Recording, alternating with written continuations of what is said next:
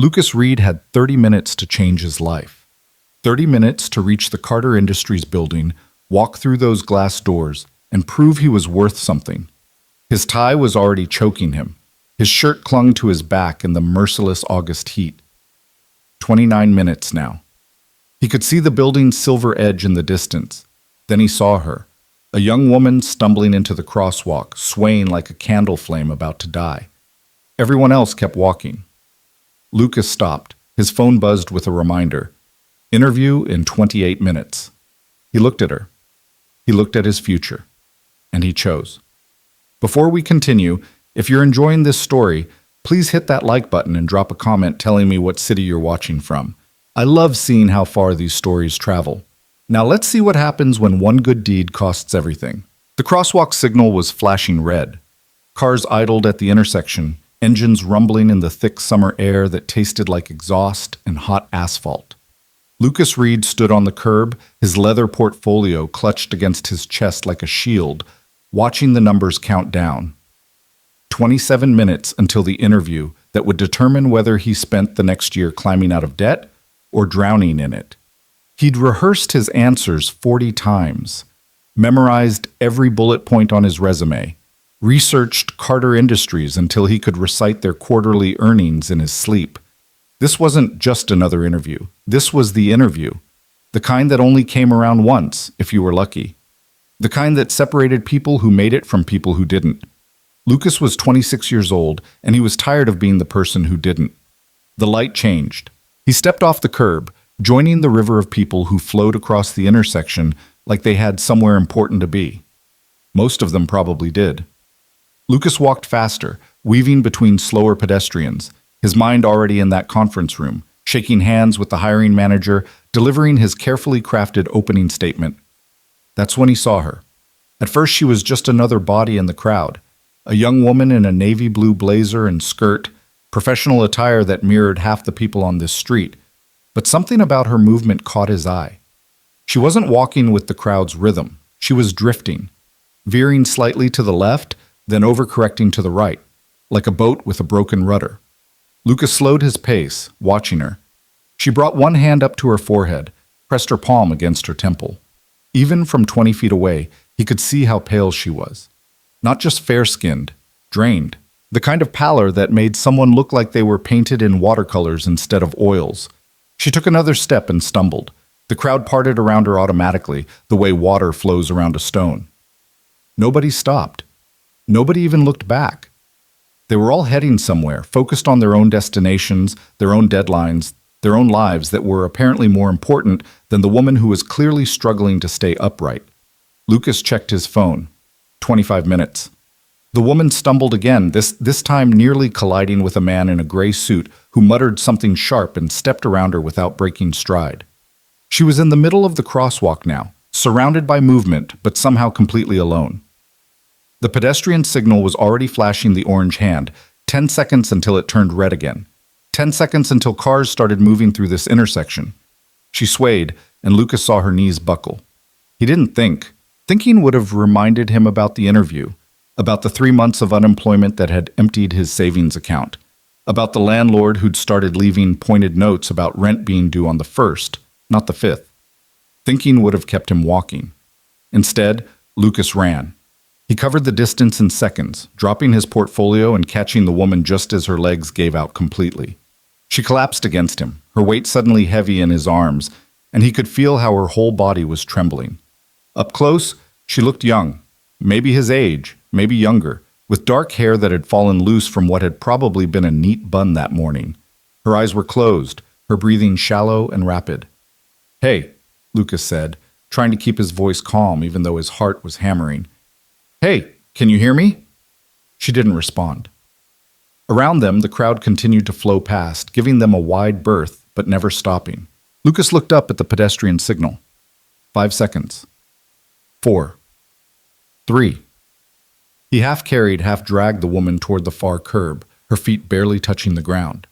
They made it to the sidewalk just as the light changed and cars began moving through the intersection, their tires hissing against the hot pavement. Lucas eased the woman down onto the concrete, propping her against a streetlight pole in the narrow strip of shade it provided. Can you hear me? He tried again, lightly tapping her shoulder. Miss? Can you open your eyes? Her eyelids fluttered, opened. For a moment, she just stared at him with unfocused brown eyes that seemed to look through him rather than at him. You collapsed, Lucas explained, keeping his voice gentle. In the crosswalk. You're safe now. Just sit here, okay? Don't try to move yet. She blinked slowly and some of the fog seemed to clear from her gaze. She looked down at herself, then up at Lucas, then around at the street as if trying to piece together how she'd gotten there. Her voice came out as barely more than a whisper. She had to stop and wet her lips before trying again. What happened? You fainted, or came pretty close to it. Lucas crouched down beside her, setting his fallen portfolio on the sidewalk. The leather was scuffed now. He ignored it. Do you have any medical conditions I should know about? Diabetes, heart problems? She shook her head slightly, then winced as if the movement hurt. No, I'm fine. You're not fine, Lucas said, more bluntly than he'd intended. He softened his tone. When's the last time you ate something? The question seemed to confuse her. She frowned, staring at the sidewalk like the answer might be written there. Yesterday, she finally said. Maybe. I don't. There was a breakfast meeting, but I didn't. She trailed off, and Lucas watched her struggle to organize her thoughts. What time is it? Lucas checked his phone. The screen showed 2:47 p.m. in bright white numbers, 23 minutes until his interview. His stomach dropped. It's almost 3, he said. Do you have someone I can call? Someone who can come get you? She was already shaking her head before he finished the question. No, I'm okay. I just need to... She tried to stand up, bracing one hand against the streetlight pole, but her legs immediately buckled again. Lucas caught her arm, steadying her as she sank back down. The color had drained from her face again, leaving her looking almost gray. You're not going anywhere, Lucas said firmly. Not like this. Just sit. Breathe. Give yourself a minute. I can't. There was an edge of panic in her voice now. I have to be somewhere. I have to. There's a meeting at 3:15 and I need to... You need to not pass out in the street, Lucas interrupted. He glanced around, looking for help. A pharmacy stood on the corner half a block down. Stay right here. Don't move. I'll be back in 2 minutes. He didn't wait for her to argue. Lucas grabbed his portfolio and jogged to the pharmacy, the automatic doors whooshing open to blast him with air conditioning that felt like jumping into cold water. He found the refrigerated section and grabbed 2 bottles of water and a sports drink with electrolytes. At the counter, he added a protein bar and some crackers. The total came to $12. The cashier moved with agonizing slowness, scanning each item like it was a puzzle she had to solve. Come on, Lucas muttered under his breath, checking his phone again. 20 minutes. When he finally got back outside, the woman was still sitting against the streetlight pole, but she'd drawn her knees up to her chest and wrapped her arms around them. She looked smaller than she had before, like she was trying to fold into herself and disappear. Here. Lucas cracked open one of the water bottles and held it out to her. Drink, slowly. She took the bottle with both hands. He noticed they were shaking and brought it to her lips. She drank too fast, and Lucas gently pushed the bottle down. Slow, he repeated. You'll make yourself sick. She nodded and took smaller sips. Some color started to return to her face, though she still looked like she'd been running on empty for days.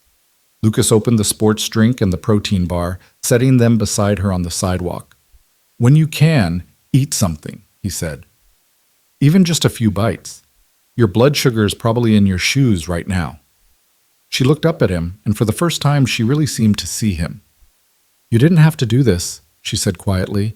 All those people, they just kept walking. You didn't have to stop. Lucas shrugged, uncomfortable with the gratitude in her voice. Someone had to. But you stopped. She took another small sip of water. Why? Because it was the right thing to do.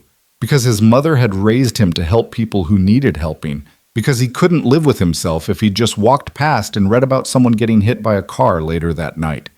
Lucas could have given her any of those answers. Instead, he just said, because you needed help.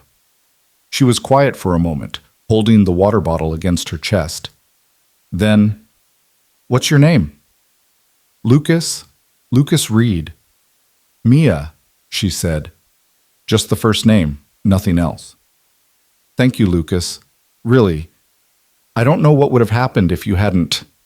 Don't think about it, Lucas said, even though he'd been thinking about it constantly since he'd seen her stumble.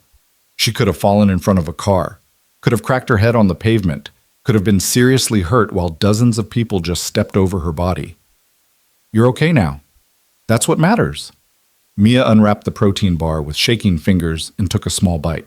Lucas could practically see the food hitting her system, bringing her back from wherever she'd been. The grayish pallor started fading. Her hands steadied. She took another bite, then another, and Lucas felt something in his chest unclench. His phone buzzed. He didn't need to check it to know what it said. 18 minutes.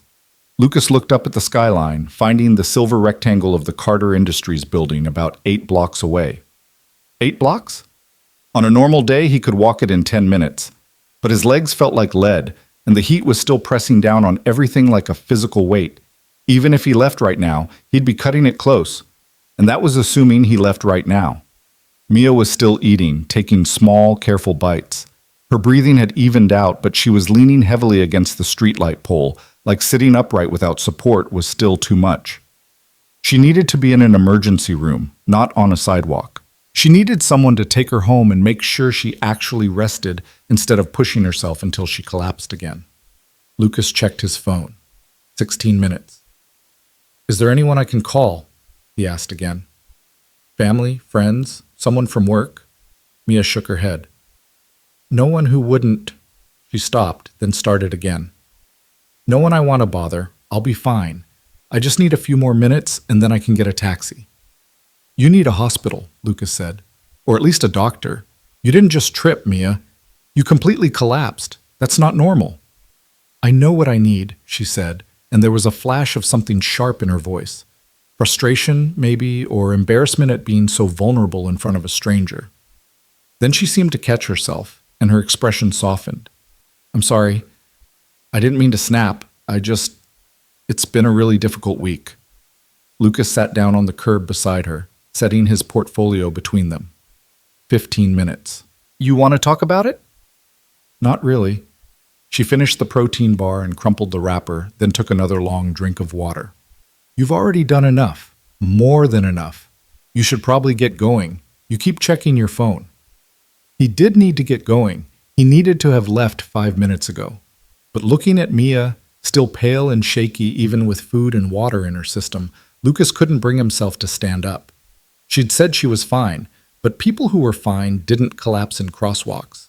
People who were fine didn't forget when they'd last eaten. People who were fine didn't have that look in their eyes, the one that said they were hanging on by their fingernails and pretending everything was okay. I have an interview, Lucas heard himself say. At 3:30, He gestured vaguely at the Carter Industries building in the distance. It's important. Mia followed his gaze, and something flickered across her face, recognition maybe, or surprise. Then you need to go, she said immediately.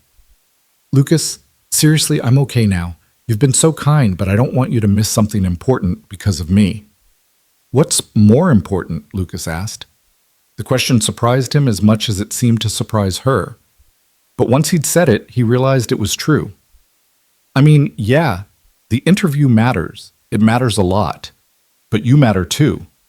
I'm not going to leave you sitting on a sidewalk when you can barely stand up. You don't even know me. So? Mia stared at him for a long moment, and Lucas couldn't read the expression on her face.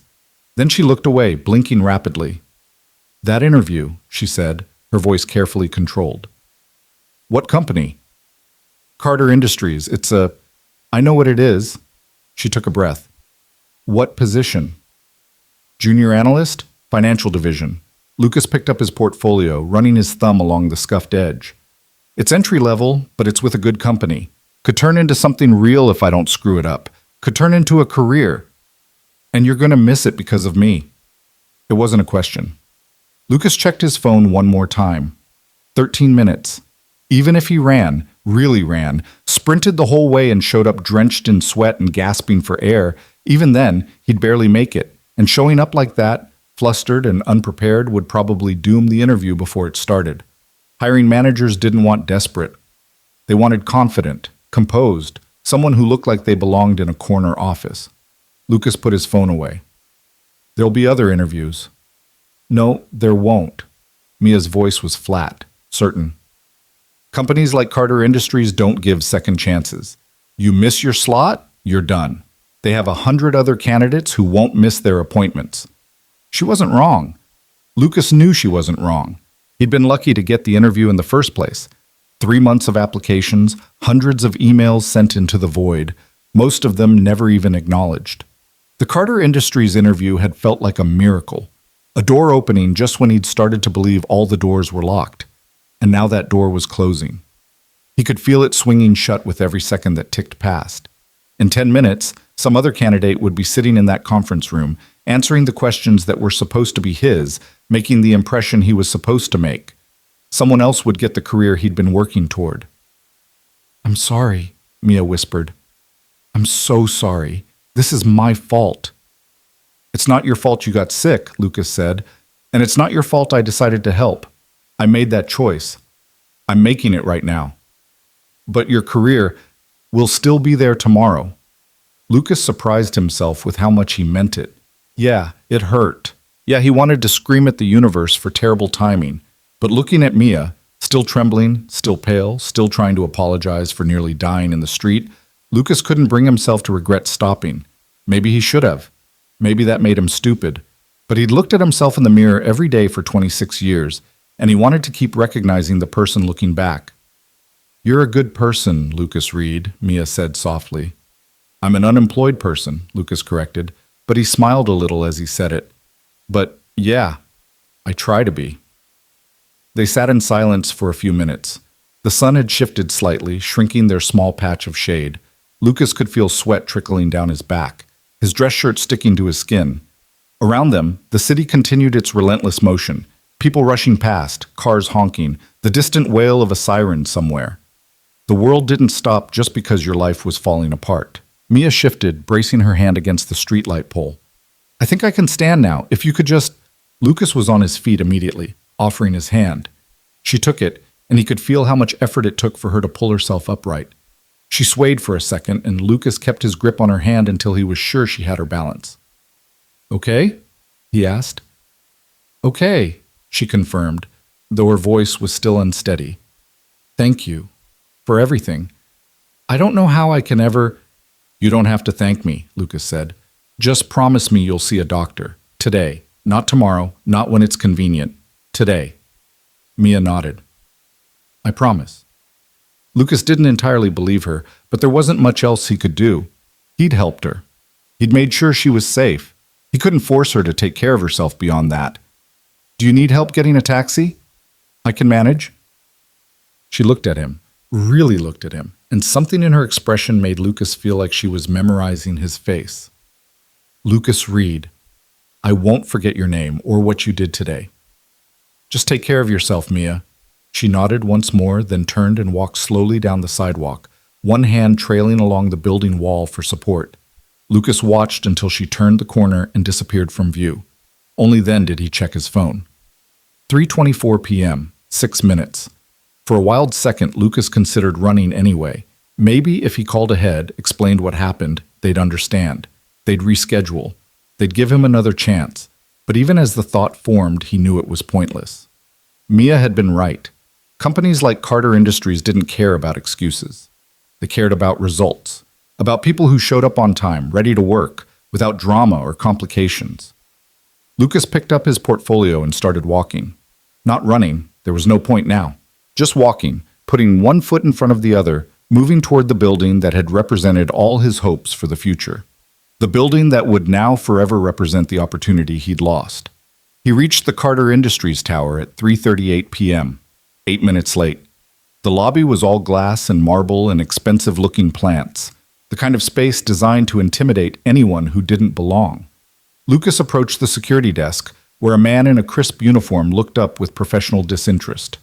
"Lucas Reed," Lucas said, trying to keep his voice steady. "I had an interview at 3:30. I know I'm late, but if there's any chance—" The security guard was already checking his computer, typing with 2 fingers. 3:30 appointment with Ms. Patterson in Human Resources? Yes, That's the one. The guard's expression didn't change. I'm sorry, Mr. Reed. Ms. Patterson's schedule shows your interview was canceled due to a no-show. She's already moved on to her next appointment. The words landed like a physical blow. Is there any way I could reschedule? I had an emergency. Someone needed help. You'll need to contact Human Resources directly to discuss rescheduling. The guard's tone made it clear this conversation was over. Have a good day, sir. Lucas stood there for a moment, portfolio hanging useless at his side, staring at the elevators that led up to the floors where people had real jobs and real futures. Then he turned and walked back out into the heat. The subway ride home was packed with evening commuters, all of them looking as tired as Lucas felt. He stood near the doors, one hand gripping the pole, and watched the city flash past through the scratched windows. His phone buzzed twice with texts from his roommate asking how the interview went. Lucas didn't answer. His apartment was a studio in a building that had probably been nice 40 years ago. Now it was just cheap, which was all Lucas could afford. He dropped his portfolio on the kitchen counter, really just a hot plate and a mini fridge, and loosened his tie. His reflection stared back at him from the bathroom mirror. Rumpled shirt, tired eyes, the face of someone who'd just watched his best opportunity disappear. His phone rang. Unknown number. Lucas almost didn't answer, but something made him swipe to accept. Hello? Mr. Reed, this is Jennifer Patterson from Carter Industries Human Resources. Lucas's heart jumped into his throat. Yes, this is Lucas Reed. Ms. Patterson, I apologize about today. I can explain. I'm calling to inform you that your interview slot has been officially terminated. We require all candidates to be punctual and professional. Missing your scheduled time, regardless of the reason, indicates a lack of those qualities. I understand, but additionally, your resume will be flagged in our system, and you will be ineligible to reapply to any Carter Industries position for the next 12 months. This is company policy. 12 months. A year of his life, locked out of one of the best employers in the city. Lucas leaned against the counter, suddenly exhausted. I see. Thank you for letting me know. I hope you find success elsewhere, Mr. Reed. The line went dead. Lucas set his phone down very carefully. He thought about calling someone, his mom, maybe, or one of the friends who'd been encouraging him through the job search. But what would he say? That he'd thrown away his best chance because a stranger needed help? That he'd chosen someone else's well-being over his own future? They'd probably tell him he did the right thing. They'd probably be kind about it. But kindness didn't pay rent. Doing the right thing didn't fill out his resume or put food in his refrigerator. Lucas changed out of his interview clothes and into sweatpants and a t-shirt. He made a sandwich he didn't really want and ate it standing at the counter. Outside his window, the city glittered with the lives of people who had jobs and futures and didn't make stupid choices that cost them everything. His phone buzzed again. This time it was his landlord. Rent due in 3 days. Need payment on time this month. Lucas deleted the message. He'd figure something out. He always figured something out. That's what you did when you were 26 and broke and trying to build a life out of nothing. You figured it out, or you didn't, and either way the world kept spinning. He thought about Mia, wondered if she'd made it home okay. Wondered if she'd kept her promise about seeing a doctor. Wondered if she'd even remember his name tomorrow, or if he'd just be a vague memory of kindness from a stranger on a difficult day. Lucas hoped she was okay. Despite everything, despite the lost interview and the flagged resume and the 12 months of being locked out, he hoped she was okay. Because if she wasn't, then what had any of this been for? He fell asleep with that question still hanging in the air, unanswered. 3 days turned into a week. A week turned into 2. Lucas stopped counting after that. The temp agency placed him at a warehouse on the edge of the city, the kind of place where the fluorescent lights hummed constantly and the concrete floor made your feet ache by lunchtime. He spent his days scanning barcodes and moving boxes, work that required his body but not his mind. That was probably for the best. His mind had nowhere good to go lately.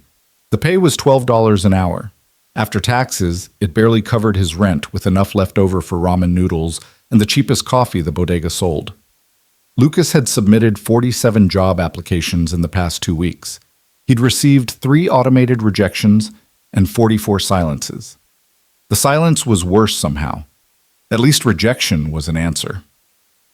On a Thursday morning that felt identical to every other morning, Lucas clocked in at the warehouse and found his supervisor waiting by the loading dock.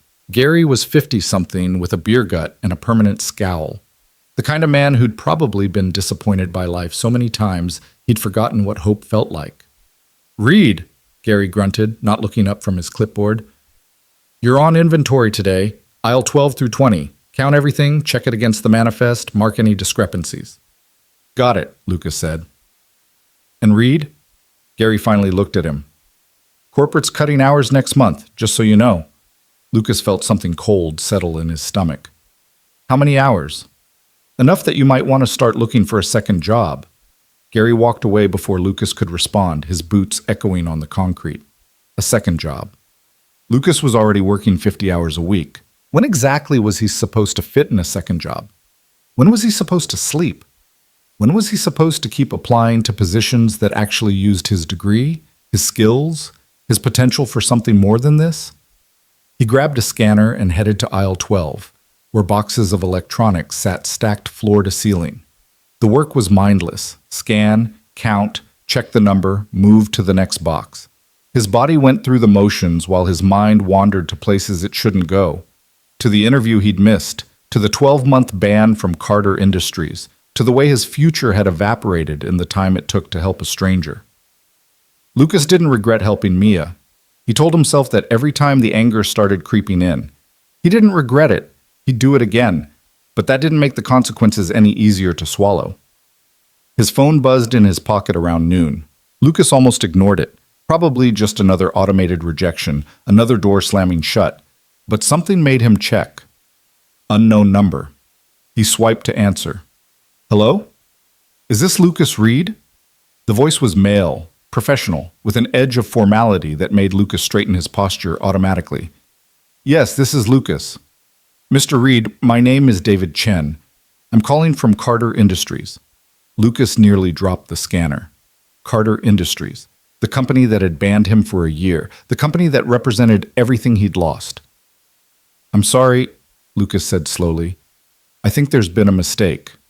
I was told I couldn't reapply for 12 months. "There's no mistake, Mr. Reed. I'm not calling about a position you applied for. I'm calling to request your presence at our headquarters tomorrow at 10 a.m. You'll be meeting with our CEO, Richard Carter." The words didn't make sense. Lucas heard them individually. CEO, Richard Carter, headquarters, tomorrow, but strung together, they formed a sentence that couldn't be real. "I don't understand. Why would the CEO want to meet with me?" "Mr. Carter will explain everything tomorrow. Can I confirm your attendance?" Lucas looked around the warehouse at the endless aisles of boxes that represented his current reality. "I have work tomorrow. I'd need to request time off." "I'd strongly suggest you make that happen, Mr. Reed. This is an opportunity you don't want to miss." There was something in David Chen's voice, not quite urgency, but close. A suggestion that whatever this was, it mattered. Lucas made a decision he hoped wouldn't cost him the only job he had. "I'll be there." "Excellent. 10 a.m. sharp. Ask for me at the security desk and I'll escort you up.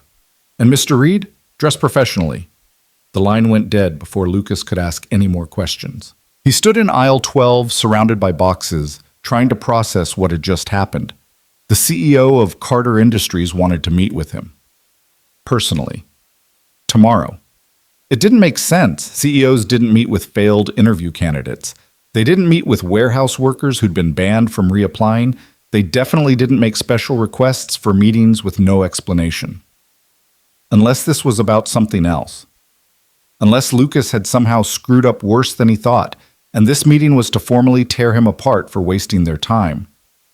Or maybe, and this thought made his stomach twist, maybe Mia had filed some kind of complaint. Maybe she'd remembered him after all, but not in a good way. Maybe she'd told someone he'd been inappropriate or aggressive, or... Lucas forced himself to stop. He was spiraling, inventing worst-case scenarios out of nothing. The only way to know what this was about was to show up tomorrow and find out. He found Gary in the break room pouring himself coffee that looked like it had been sitting in the pot since yesterday. "I need tomorrow off," Lucas said without preamble.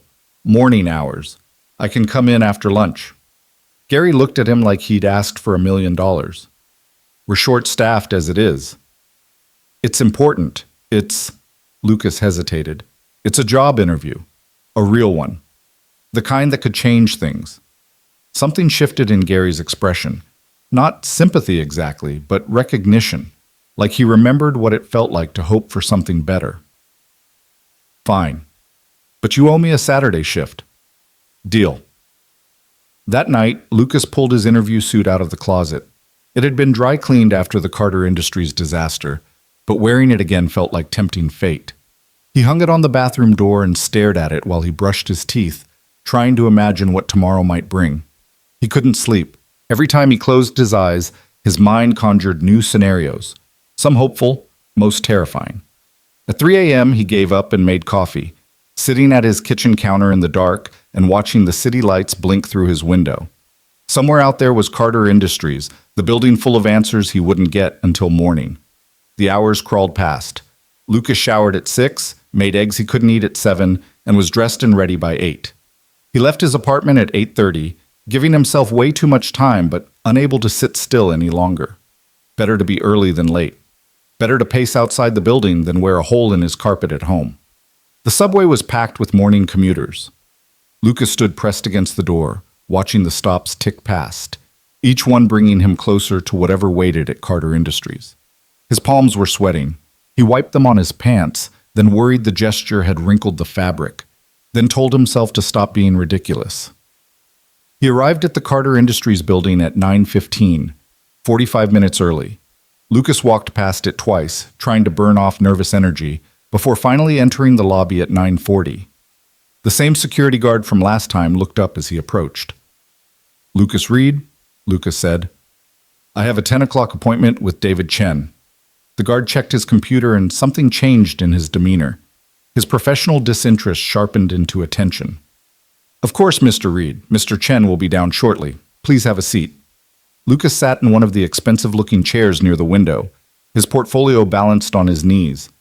The lobby was quieter than it had been last time, just a few people moving through on their way to somewhere important. Lucas watched them and wondered if he'd ever belong in a place like this, if he'd ever move through a space this nice with the confidence of someone who earned the right to be there. At exactly 10 o'clock, a man in his 30s emerged from the elevators. He was Asian, wearing a perfectly tailored suit with glasses that probably cost more than Lucas's rent.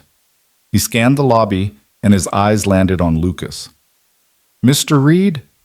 Lucas stood quickly. "That's me."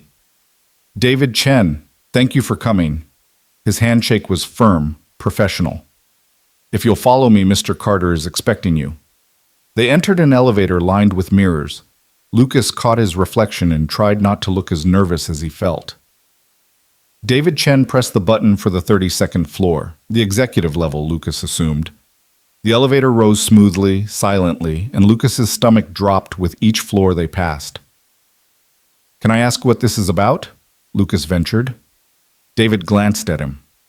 "Mr. Carter will explain everything, but I can tell you that you're not in any trouble if that's what you're worried about."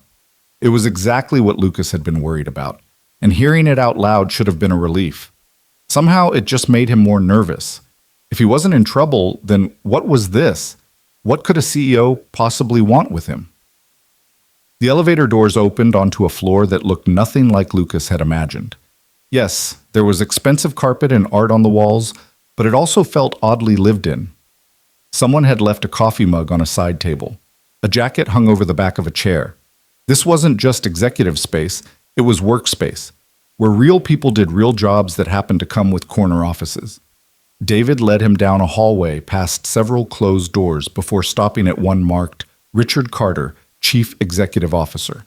He knocked twice, then opened it without waiting for a response. "Mr. Reed is here." "Send him in," came a voice from inside. David stepped aside, gesturing for Lucas to enter. Lucas took a breath and walked through the door into an office that somehow managed to be both impressively large and surprisingly comfortable. Windows lined one wall, offering a view of the city that probably cost a fortune. The desk was solid wood, covered in neat stacks of papers, and a laptop that looked brand new. But Lucas barely noticed any of that because sitting in the chairs in front of the desk were two people. One was a man in his 60s with silver hair and sharp eyes, wearing a suit that had definitely been custom made. The other was Mia. Lucas stopped walking, stopped breathing, just stopped, staring at the woman he'd helped on the sidewalk 3 weeks ago. She looked different now, healthy color in her cheeks, hair pulled back neatly, wearing a professional dress instead of the rumpled blazer she'd had on that day. But it was definitely her. Same brown eyes, same slight build, same face that had been pale and sweating when he'd caught her in the crosswalk. "Lucas," she said, and her voice was exactly as he remembered it. "Thank you for coming." "I don't—" Lucas looked between Mia and the silver-haired man, trying to piece together what was happening. "I don't understand. What are you doing here?" The older man stood, extending his hand. "Lucas Reed, I'm Richard Carter, and you've already met my daughter, Mia." His daughter. The CEO's daughter.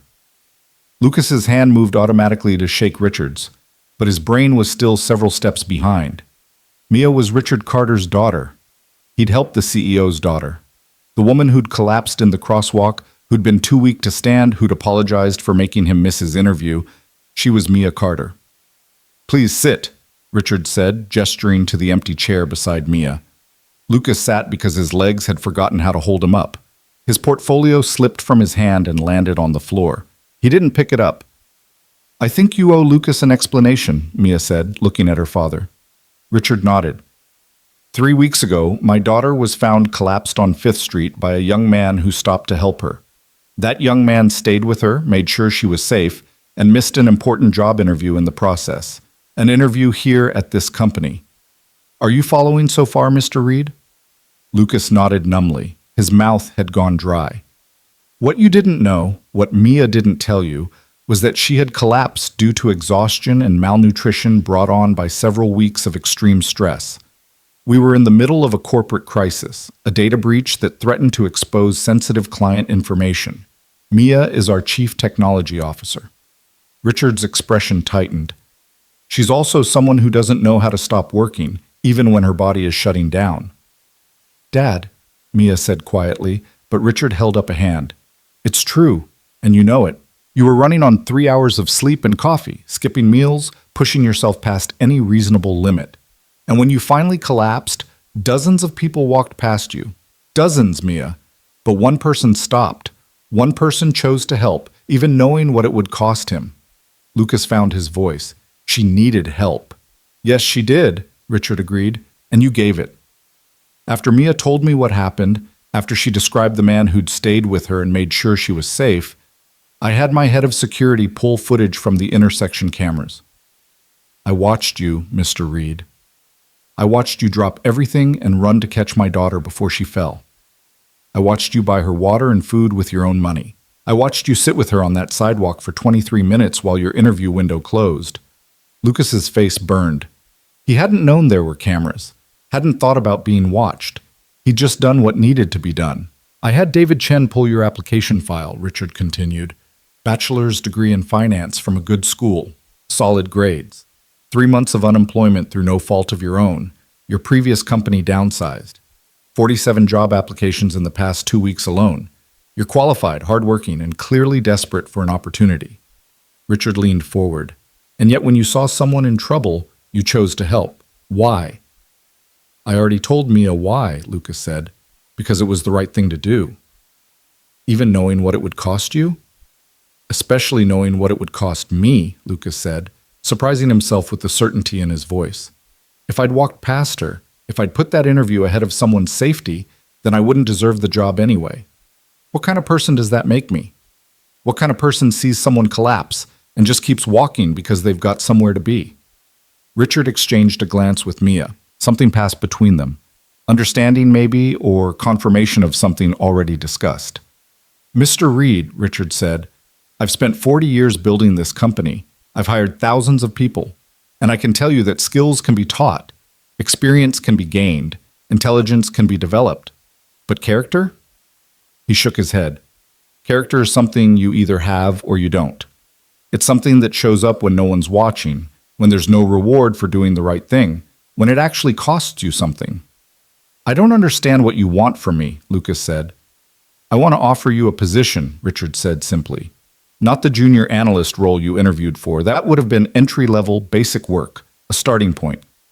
I'm offering you something better. A position in our strategic development division, working directly with senior management on projects that matter. It comes with a competitive salary, full benefits, and training opportunities that will set you up for real advancement. Lucas stared at him. The words were English. He understood each one individually, but together they formed a sentence that couldn't possibly be real. You're offering me a job? Yes. Because I helped your daughter. Because you showed me who you are when it matters most, Richard corrected. Because in a city full of people who didn't care, you cared. Because you made a choice that cost you something, and you didn't regret it. Those are the people I want working here, Mr. Reed. The ones who understand that success isn't just about what you achieve, it's about who you are when you're achieving it. Lucas looked at Mia. She was watching him with an expression he couldn't quite read.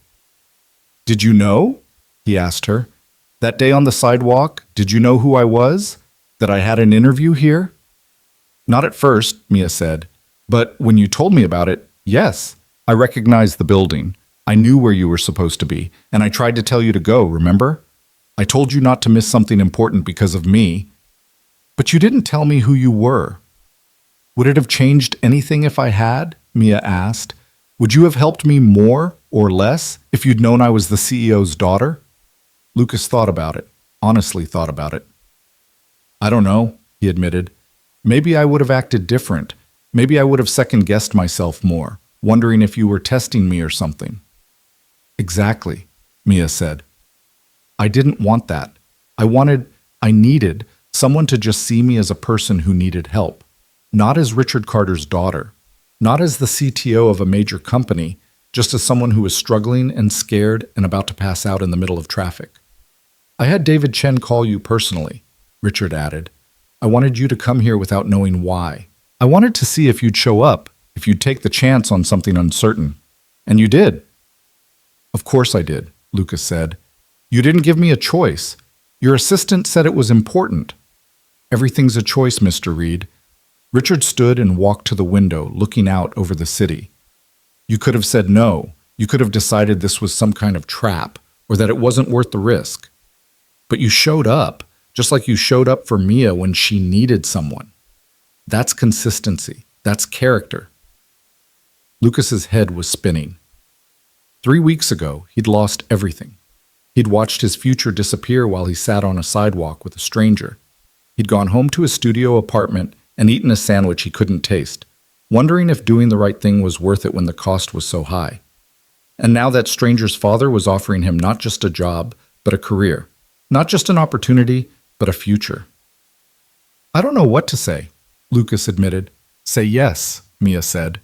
She leaned forward, and for the first time since he'd walked into this office, she smiled.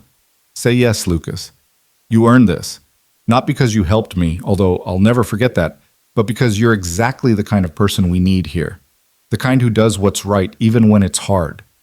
Especially when it's hard. What about the ban? Lucas asked.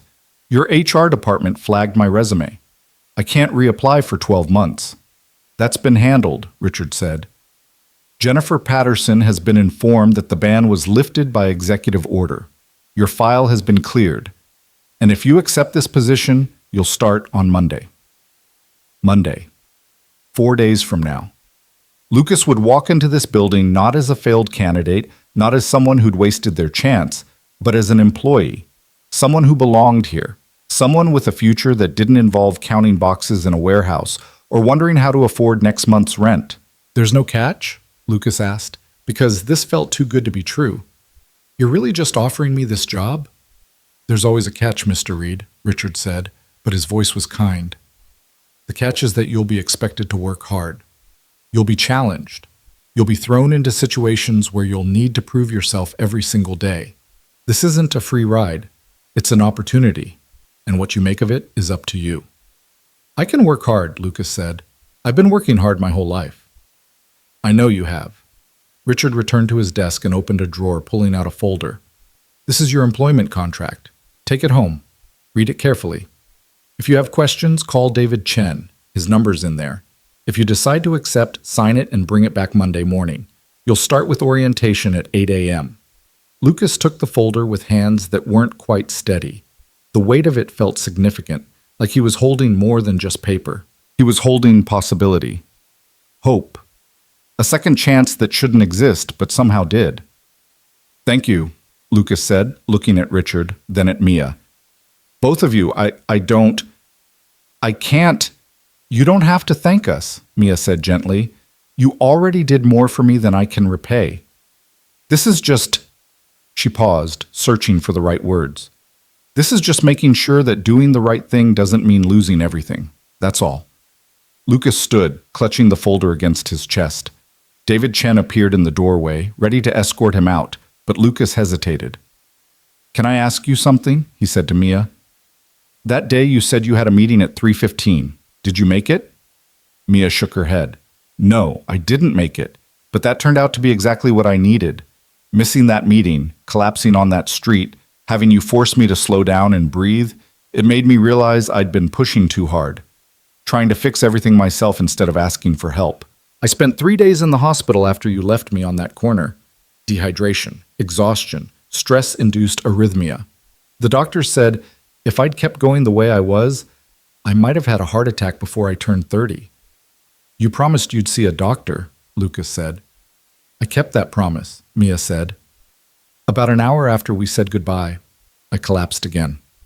A real collapse this time, unconscious before I hit the ground. Someone called an ambulance, and while I was lying in that hospital bed, hooked up to IVs and monitors, all I could think about was you, about how you'd stopped, how you'd helped, how you'd lost something important because of me. I couldn't let that stand.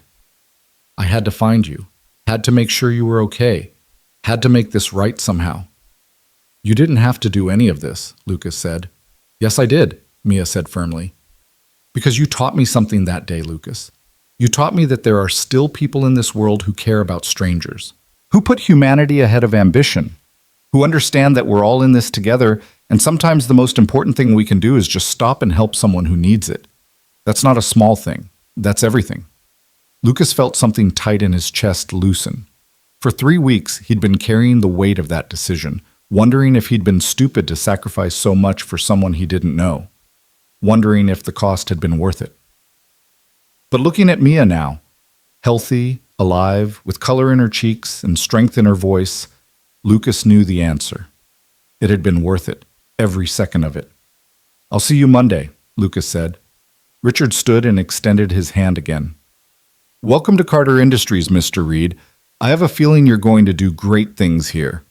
David Chen led Lucas back to the elevator, through the lobby, and out onto the street where everything had changed 3 weeks ago. The sun was bright overhead, the city humming with its usual chaos, but somehow everything looked different, better. Like Lucas was seeing it through new eyes.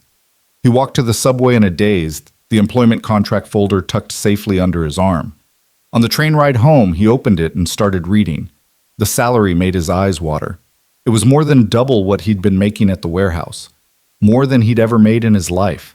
Enough to pay rent on time, to buy groceries without counting every dollar, to start saving for a future that suddenly seemed possible. The benefits package included health insurance, dental, vision, a retirement plan with company matching, 3 weeks of paid vacation, and tuition reimbursement if he wanted to pursue a graduate degree. Lucas read each line twice, making sure he wasn't misunderstanding that this was really happening. At the bottom of the contract was a handwritten note on expensive stationery. Sometimes the right door opens because you stop to help someone find theirs. Thank you for being you. Mia. Lucas folded the note carefully and put it in his wallet where it would stay for the rest of his career. A reminder that kindness mattered, that character counted, that doing the right thing might cost you something in the moment, but it could also change everything. His phone buzzed, a text from his roommate. Dude, where are you? Landlord's been by twice asking about rent. Lucas smiled and typed back, on my way home, and I have good news, really good news. He called Gary from the subway platform, the warehouse manager who'd given him a chance when no one else would. Gary, it's Lucas.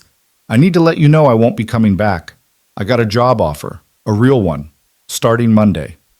There was a pause, then, good for you, kid. Go make something of yourself. Thanks for taking a chance on me, Lucas said. I won't forget it. Just remember us warehouse guys when you're sitting in your corner office, Gary said gruffly. Then he hung up before Lucas could respond. Lucas emerged from the subway into his neighborhood, where the buildings were old and the streets were crowded and nothing had changed in the 3 weeks since his life had fallen apart. Except everything had changed. He was different. The world was different. Or maybe it had always been this way, and he was only just now seeing it clearly. He thought about the dozens of people who'd walked past Mia that day. People with their own lives, their own problems, their own reasons for not stopping. He didn't judge them. He understood. It was easier to keep walking, safer to mind your own business, less complicated to assume someone else would help. But he'd stopped, and that single decision had somehow led him here, to this moment, walking home with a job offer that would change everything. Not because he'd calculated the odds or expected a reward, but because when he'd seen someone who needed help, he couldn't walk past. It was just who he was. Lucas reached his apartment building and climbed the 3 flights of stairs to his studio. Inside, everything was exactly as he'd left it. The unmade bed, the dishes in the sink, the stack of rejection letters on the counter. But tomorrow he'd start cleaning this place up.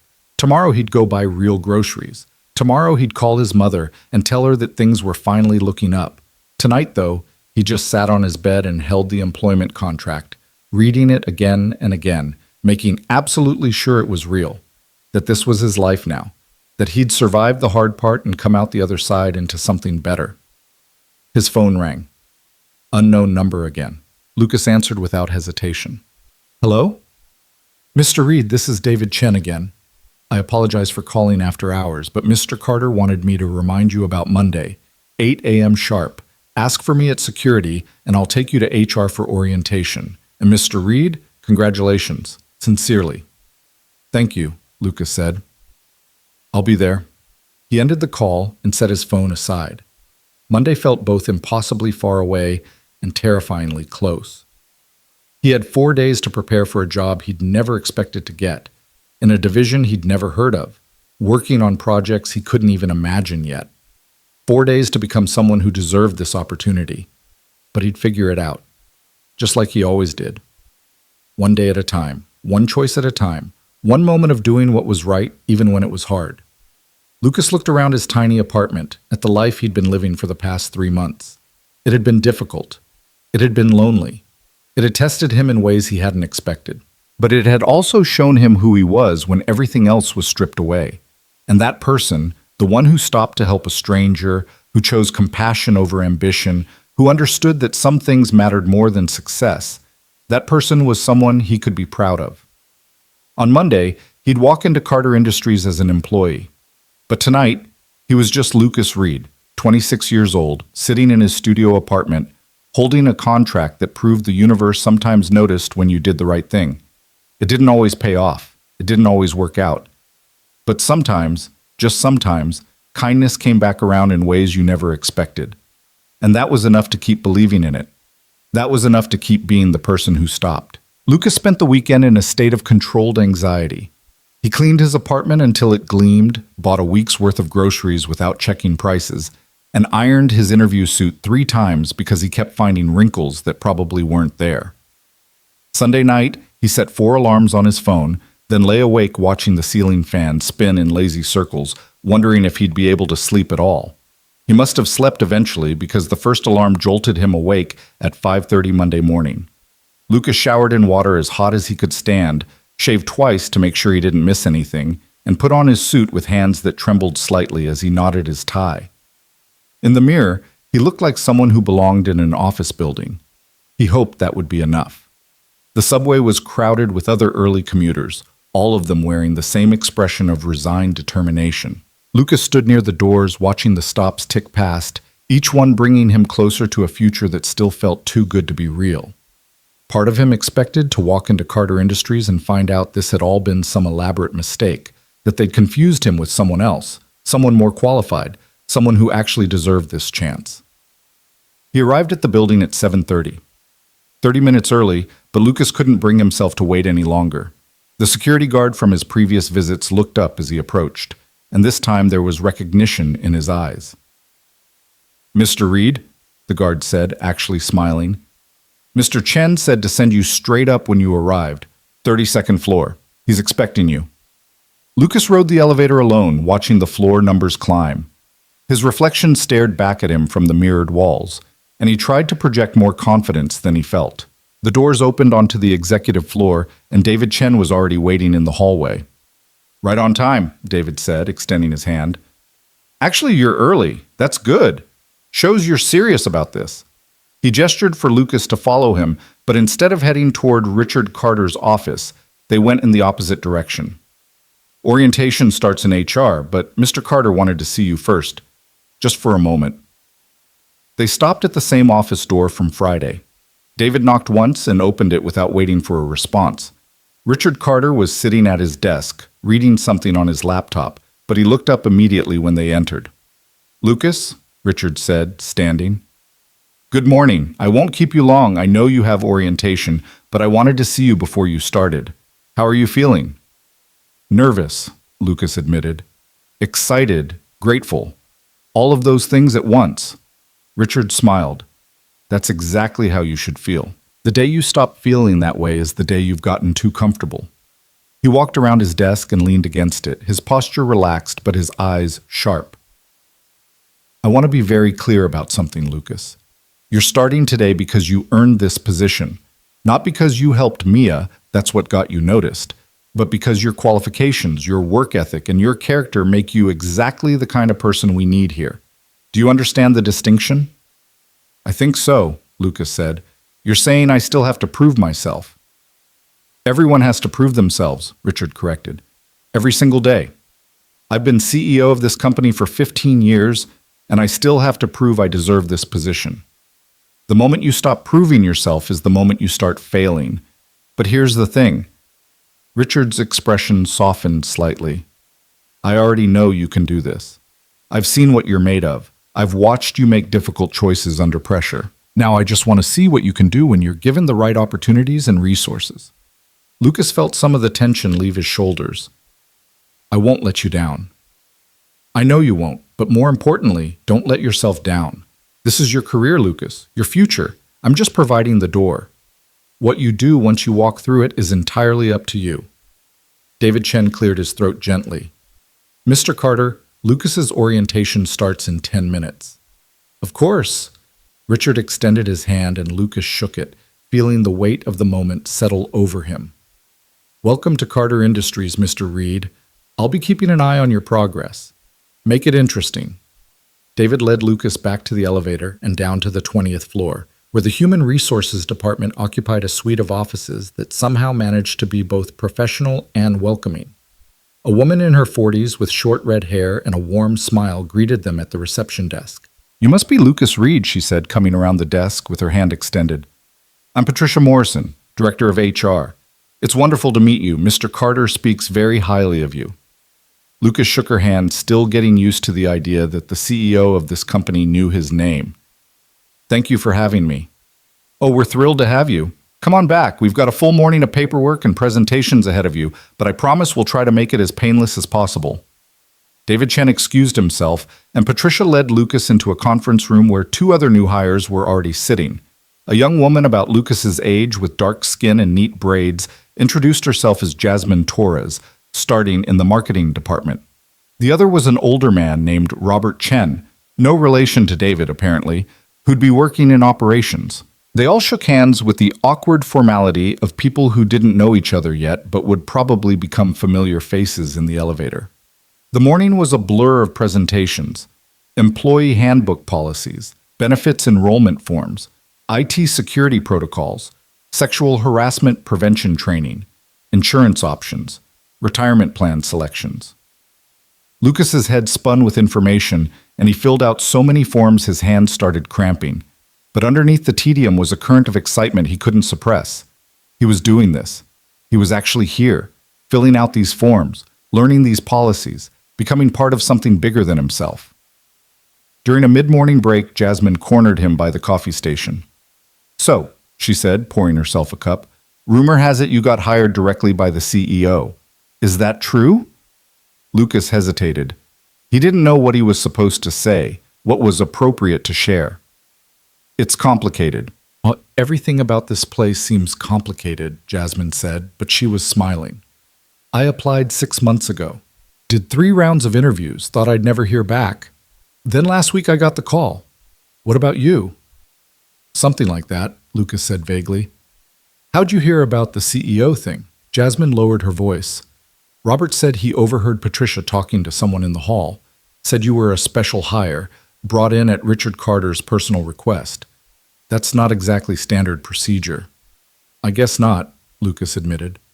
But I'm here to work, same as you, same as everyone else. Sure, Jasmine said, but her eyes were curious. Just seems like there's a story there. There was a story. A whole story about crosswalks and collapsed strangers and choosing compassion over ambition, but it wasn't Lucas's story to tell. Maybe someday I'll tell you about it, he said, but right now I think Patricia's calling us back in. The afternoon brought tours of the building. Patricia walked them through the main floors, pointing out the cafeteria, the gym, the outdoor terrace on the 15th floor where people ate lunch on nice days. She showed them the various departments, explaining what each one did and how they all fit together to make Carter Industries function. The company was bigger than Lucas had realized. Over 2,000 employees across multiple divisions, all working on projects he was only beginning to understand. They ended the tour on the 28th floor, where the Strategic Development Division occupied a suite of offices with glass walls and collaborative workspaces. This was where Lucas would be working. Patricia introduced him to his immediate supervisor, a woman in her 50s named Elizabeth Park, who had sharp eyes and a firm handshake. Lucas Reed, Elizabeth said, looking him over with an assessing gaze. I've heard interesting things about you. All good, I hope, Lucas said. All intriguing, Elizabeth corrected. Richard doesn't often make direct hiring requests, especially for new graduates. That tells me you're either exceptional or you impressed him somehow. Probably both. She gestured for him to follow her into the office space. Strategic development is where we work on long-term planning, market analysis, growth opportunities, and competitive strategy. It's challenging work, requires you to think several steps ahead, to see patterns others miss, to connect dots that don't seem related. Think you can handle that? I'd like to try, Lucas said. Elizabeth smiled slightly. Good answer. Confidence is important, but so is humility. The people who fail here are the ones who think they already know everything. She stopped at a desk near the windows, a real desk, with a computer and a phone and a view of the city. This is yours. Your login credentials are in this envelope. It will get you set up tomorrow morning, but for today, I just want you to observe. Sit in on a few meetings. Get a feel for how we operate. Ask questions when you have them. Don't pretend to understand something if you don't. We'd rather train you correctly than have you develop bad habits. Clear? Crystal clear, Lucas said. Welcome to the team. Elizabeth handed him the envelope and walked away, already pulling out her phone to handle the next thing on her list. Lucas sat down at his desk, and let the reality of the moment wash over him. 3 weeks ago, he'd been counting boxes in a warehouse, wondering how he'd pay next month's rent. Now he was sitting in an office with a view, about to start a career that could actually lead somewhere. The universe had a strange sense of timing. His computer monitor was dark, waiting for his login credentials. Lucas opened the envelope and found a welcome letter, his username and temporary password, and a schedule for his first week. Tomorrow he had meetings with IT, a one-on-one with Elizabeth, and something called Strategic Planning 101 that apparently lasted 4 hours.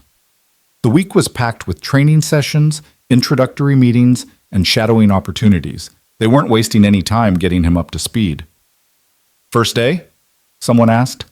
Lucas looked up to find a man about his age standing by his desk, holding 2 cups of coffee.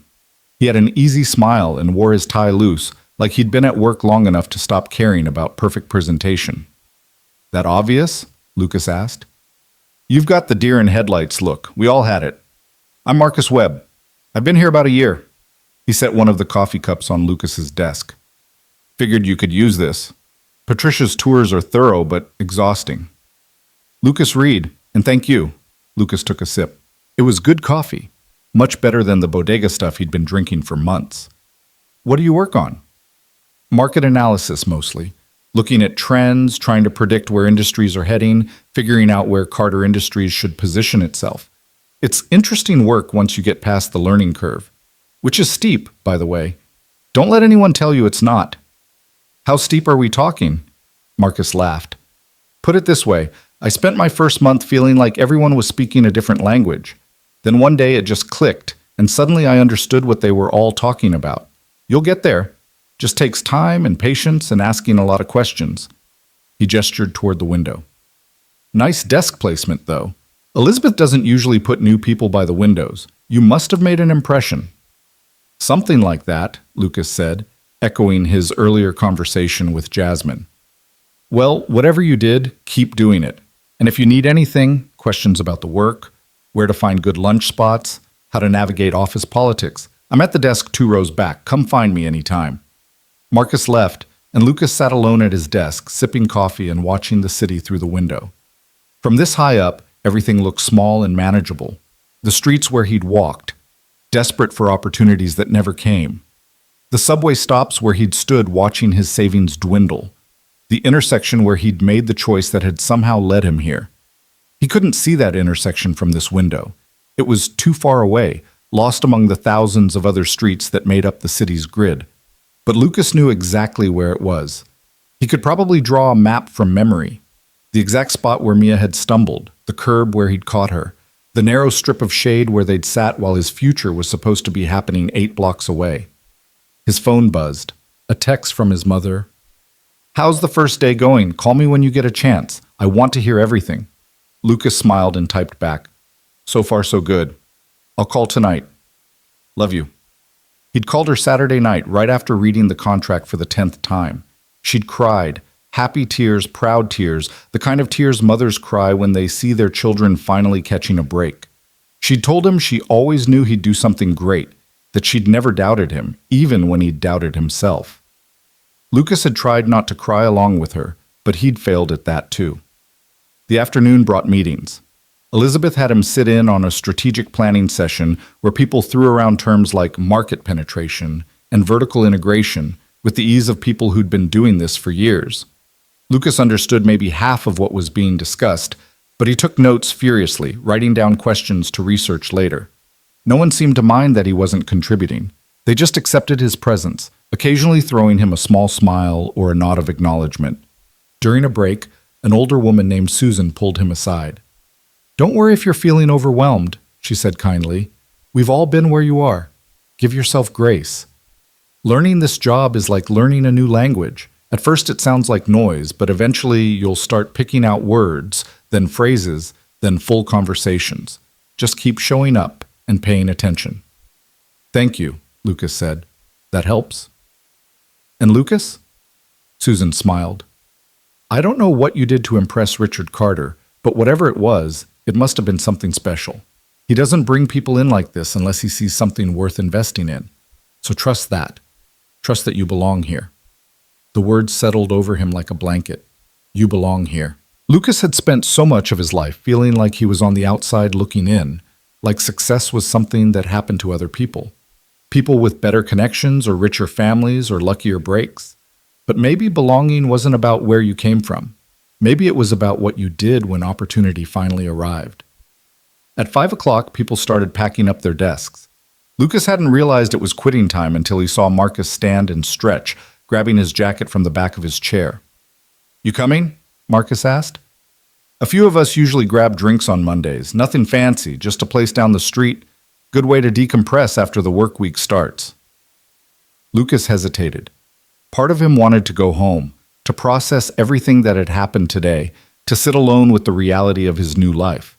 But another part, the part that understood networking mattered, that building relationships with coworkers was just as important as doing good work, knew he should go. Sure, Lucas said. Let me grab my things. He followed Marcus and 3 other coworkers to a bar 2 blocks from the office.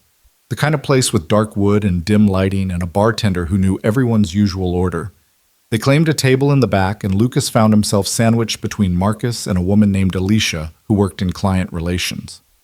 So, Alicia said, once everyone had drinks, tell us about yourself, Lucas. Where'd you come from? What's your story? Lucas gave them the abbreviated version: college, previous job, downsizing, months of unemployment, the opportunity at Carter Industries. He left out the parts about Mia, about the crosswalk, about the choice that had cost him everything before giving him more than he'd ever expected. Those details felt private, sacred somehow. A story he wasn't ready to share with people who were still strangers. 3 months unemployed, Alicia said sympathetically. That's rough. I was out of work for 6 months after my last company went under. Thought I'd never find anything. Then Carter Industries called, and suddenly everything changed. Seems like a lot of us have similar stories, Marcus added. Like this company has a thing for taking chances on people who've been knocked down. Richard Carter's philosophy, I guess. He'd rather hire someone who's struggled and persevered than someone who's had everything handed to them. Does he really handpick employees? Lucas asked. Or is that just a rumor? Oh, it's real, said Thomas, a quiet man who'd barely spoken until now. He doesn't do it often, but when he sees someone special, he makes it happen. I heard about a woman in finance who sent him a handwritten letter explaining why she wanted to work here. Most CEOs would never see that letter. It'd get filtered by assistants. But somehow Richard read it, was impressed, and brought her in for an interview personally. What happened to her? Lucas asked. She's now the director of her department, Thomas said. That was 5 years ago. Lucas absorbed this information, trying to fit it into his understanding of Richard Carter. The man who'd watched security footage of Lucas helping his daughter, who'd pulled his application file and studied his background, who'd offered him not just a job, but a career, a future, a chance to prove himself worth the investment. The conversation flowed around him: office gossip, complaints about workload, speculation about upcoming projects. Lucas half listened, nursing his beer, watching his new coworkers joke and laugh with the ease of people who'd known each other for months or years. He wondered how long it would take before he felt that comfortable, before he could show up at this bar and know what everyone's usual order was, before he became part of the fabric of this place instead of a new thread still being woven in. They stayed for 2 hours. By the time Lucas said his goodbyes and headed for the subway, the sun was setting, painting the sky in shades of orange and pink that made the city look almost beautiful. He rode home in comfortable silence, no longer anxious, just tired in a good way. The kind of tired that came from a full day of meaningful work instead of mindless tasks. His apartment felt different when he walked in. Smaller maybe, but also more like a temporary stop instead of a permanent destination. Lucas could already imagine moving to a better place. Nothing fancy, just somewhere with a separate bedroom and windows that didn't rattle when the wind blew. Somewhere that felt like a home instead of just a place to sleep between shifts. He called his mother as promised, and she asked him 1,000 questions about his first day. What was his office like? Were his coworkers nice? Did he eat lunch? Was the CEO as intimidating in person as he seemed on TV? Lucas answered everything patiently, painting a picture of his day in words she could visualize. When they finally said goodbye, she made him promise to call again on Wednesday. Lucas heated up leftovers for dinner and sat on his bed, laptop balanced on his knees, researching terms he'd heard in today's meetings: market penetration, vertical integration, strategic positioning. He read articles and watched videos until his eyes started to blur, determined to show up tomorrow less lost than he'd been today. Around midnight, his phone buzzed with an email notification. The sender was Mia Carter. Lucas's finger hovered over the screen for a moment before he opened it. The message was short. I heard today was your first day. I hope it went well. You deserve every good thing that comes your way. Remember, you earned this. Asem. He read it 3 times, then typed a response. Thank you. And thank you again for everything. I won't waste this opportunity. Her reply came almost immediately. I know you won't. That's why we hired you. Lucas set his phone aside and lay back on his bed, staring at the ceiling. Tomorrow he'd wake up and do it all again. He'd sit through more meetings, ask more questions, slowly build the knowledge and skills he'd need to succeed here. It wouldn't be easy. Nothing worth having ever was. But for the first time in months, maybe years, Lucas felt like he was moving in the right direction. Like the trajectory of his life had shifted from surviving to thriving, from struggling to succeeding, from barely getting by to actually building something. All because he'd stopped in a crosswalk and helped a stranger. No, that wasn't quite right. The opportunity had come from helping Mia, But the job itself was something he'd have to earn every single day. Richard Carter had given him the door. What Lucas did once he walked through it would determine everything else. He fell asleep thinking about tomorrow, about the meetings on his schedule and the work waiting to be learned, about proving himself to Elizabeth and his team, about becoming someone who deserved the chance he'd been given, about being the kind of person who stopped when someone needed help, yes, but also the kind of person who worked hard and showed up and did whatever it took to turn opportunity into success. That person could do this. That person could build a career here. That person could become someone his mother was proud of, someone he was proud of, someone who looked back on this moment and recognized it as the beginning of something real. Lucas Reed was that person. He'd proven it on a sidewalk 3 weeks ago. Now he just had to keep proving it, one day at a time, one choice at a time, one moment of showing up and doing the work even when it was hard. He could do that. He would do that.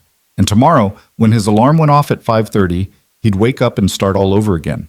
Because that's what you did when you were given a second chance. You didn't waste it. You honored it. You earned it every single day. Lucas closed his eyes and let sleep take him, ready for whatever came next. The weeks that followed blurred together in a pattern of early mornings and late nights, of meetings that stretched his understanding and projects that pushed him beyond what he thought he was capable of. Lucas absorbed information like a sponge, staying late to read through case studies and market reports, arriving early to review his notes before the day's meetings began.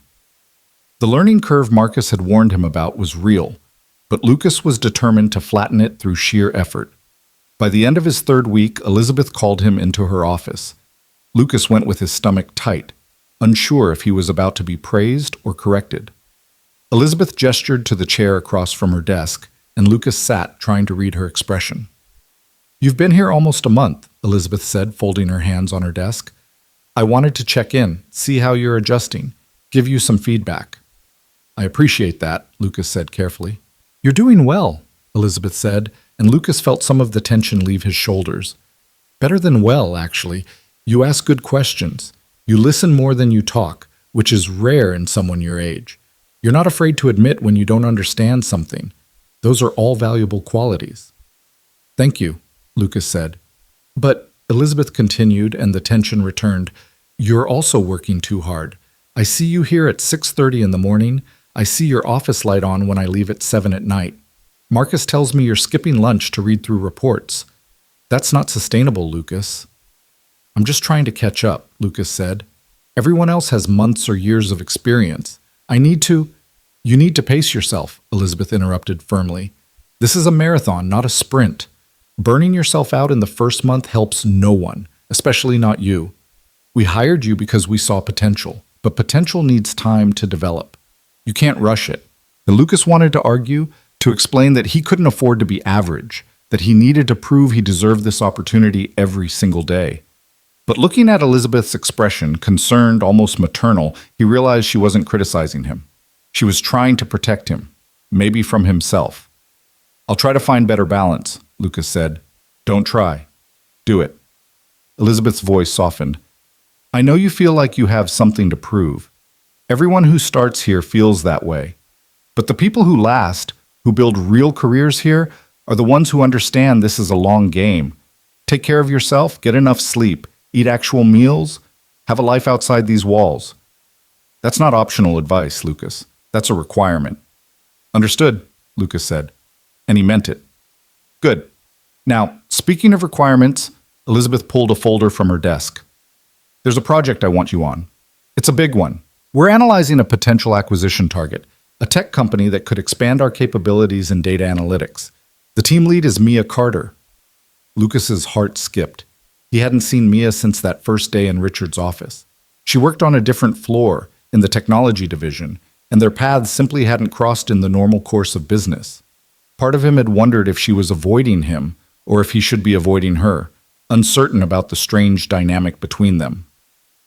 "Mia specifically requested you for her team," Elizabeth continued, watching Lucas's reaction. "She said she wanted fresh eyes on the project, someone who could look at the data without preconceptions. I agreed. You'll start Monday. The project timeline is aggressive, 8 weeks to complete a full analysis and present recommendations to the board. It's a lot of pressure, but it's also a huge opportunity." Most new hires don't get staffed on board-level projects in their first month. I won't let you down, Lucas said automatically. I know you won't. But remember what we just talked about. Work hard, yes, but work smart. Don't sacrifice your health for a deadline. We need you at your best, not your most exhausted. Lucas left Elizabeth's office with the folder tucked under his arm, his mind already racing ahead to Monday, working with Mia. He'd known their paths would cross eventually. Carter Industries wasn't that big, and they clearly moved in overlapping circles, but he hadn't expected it to happen so soon, hadn't expected to be specifically requested for her team. He spent the weekend reading through the preliminary materials Elizabeth had given him. The target company was called DataCore Systems, a mid-sized firm that specialized in predictive analytics and machine learning. On paper, they looked solid, growing revenue, innovative technology, strong client base. But Lucas knew that acquisitions were never simple. There were always complications, hidden risks, cultural incompatibilities that didn't show up on balance sheets. Monday morning arrived with a thunderstorm that turned the subway platform into a humid, miserable waiting room. Lucas showed up to work with his suit jacket damp and his hair slightly wild from the wind. He'd barely set his bag down at his desk when Marcus appeared, grinning. "Heard you got assigned to the DataCore project," Marcus said. "That's major, man. Most people don't get on board presentations until they've been here at least 6 months." "Elizabeth seems to think I'm ready," Lucas said, trying to project confidence he didn't entirely feel. "Well, Mia Carter doesn't request people unless she trusts them. And she's notoriously picky about her team, so whatever impression you made on her, it must have been good." Lucas thought about Mia sitting on a sidewalk, pale and shaking, drinking water he'd bought with money he couldn't really afford to spend. The impression he'd made hadn't been professional. It had been human. Maybe that was enough. The project team met at 9 in a conference room on the 26th floor. When Lucas arrived, 5 people were already seated around the table, laptops open, coffee cups steaming. Mia sat at the head of the table, looking every inch the chief technology officer in a sharp blazer and glasses Lucas had never seen her wear before. She glanced up when he entered, and something shifted in her expression. Not quite a smile, but an acknowledgement of shared history. "Everyone, this is Lucas Reed from Strategic Development," Mia said as Lucas took a seat. He's new to Carter Industries, but Elizabeth Park speaks highly of his analytical skills. "Lucas, let me introduce the team." She went around the table. James from finance, Rachel from legal, VJ from IT, Sarah from operations, and Daniel from corporate strategy, who appeared to be Mia's second-in-command on this project. They all nodded at Lucas with varying degrees of interest, sizing him up the way people do when someone new joins their team. "Let's dive in," Mia said, pulling up a presentation on the screen at the front of the room. "DataCore Systems has been on our radar for 18 months. They've developed proprietary algorithms that could significantly enhance our data analysis capabilities, particularly in predictive modeling. The preliminary financials look strong, but we need to dig deeper before we can recommend this acquisition to the board." For the next 2 hours, Mia walked them through everything they knew about DataCore: their technology, their leadership team, their client contracts, their growth trajectory. Lucas took notes furiously, occasionally jotting down questions in the margins. Mia was sharp, focused, asking pointed questions that revealed potential weaknesses others might have missed. This was a different person from the woman he'd helped on the sidewalk. This Mia was commanding, confident, someone who'd clearly earned her position through brilliance and hard work. "Lucas," Mia said suddenly, and he looked up from his notes. "You've been quiet. What are your initial thoughts?" Everyone turned to look at him. Lucas felt the weight of their attention, the expectation that he'd have something valuable to contribute despite being the newest, least experienced person in the room. He glanced down at his notes, at the question he'd written 20 minutes ago but hadn't voiced yet. "The client retention numbers look good on the surface," Lucas said slowly. 92% year over year. "But I'm wondering about the composition of that client base. Are those 92% small clients or large ones? Because if DataCore is retaining lots of small contracts but losing their biggest clients, that 92% might be masking a serious problem." Mia's eyes sharpened. "That's an excellent question. Daniel, do we have that breakdown?" Daniel flipped through his notes, frowning. "Not yet. I can request it from DataCore's team. Do that today, Mia said. That's exactly the kind of detail we need to understand before we make any recommendations. Good catch, Lucas. The meeting continued, but Lucas felt something shift. He'd contributed something useful. He'd spotted a potential issue that even the more experienced team members had missed. Maybe he did belong here after all. When the meeting ended, Mia asked Lucas to stay behind. The others filtered out, chatting about lunch plans, until only the two of them remained in the conference room. Mia closed her laptop and looked at him directly for the first time that morning. "How are you doing?" she asked, and her voice had lost its professional edge. This was the Mia from the sidewalk, the one who'd apologized for making him miss his interview, the one who'd sent him that email his first day. "I'm good," Lucas said. "Learning a lot. Elizabeth is a great supervisor." "She is. She's also tough when she needs to be. Don't let her warmth fool you. If you're not performing, she'll let you know." Mia stood and walked to the window, looking out at the city. Rain was still falling, turning everything gray and blurred. "I requested you for this team for a reason, Lucas, and it wasn't just because I owe you a debt." "You don't owe me anything," Lucas said automatically. "Yes, I do, but that's not why you're here.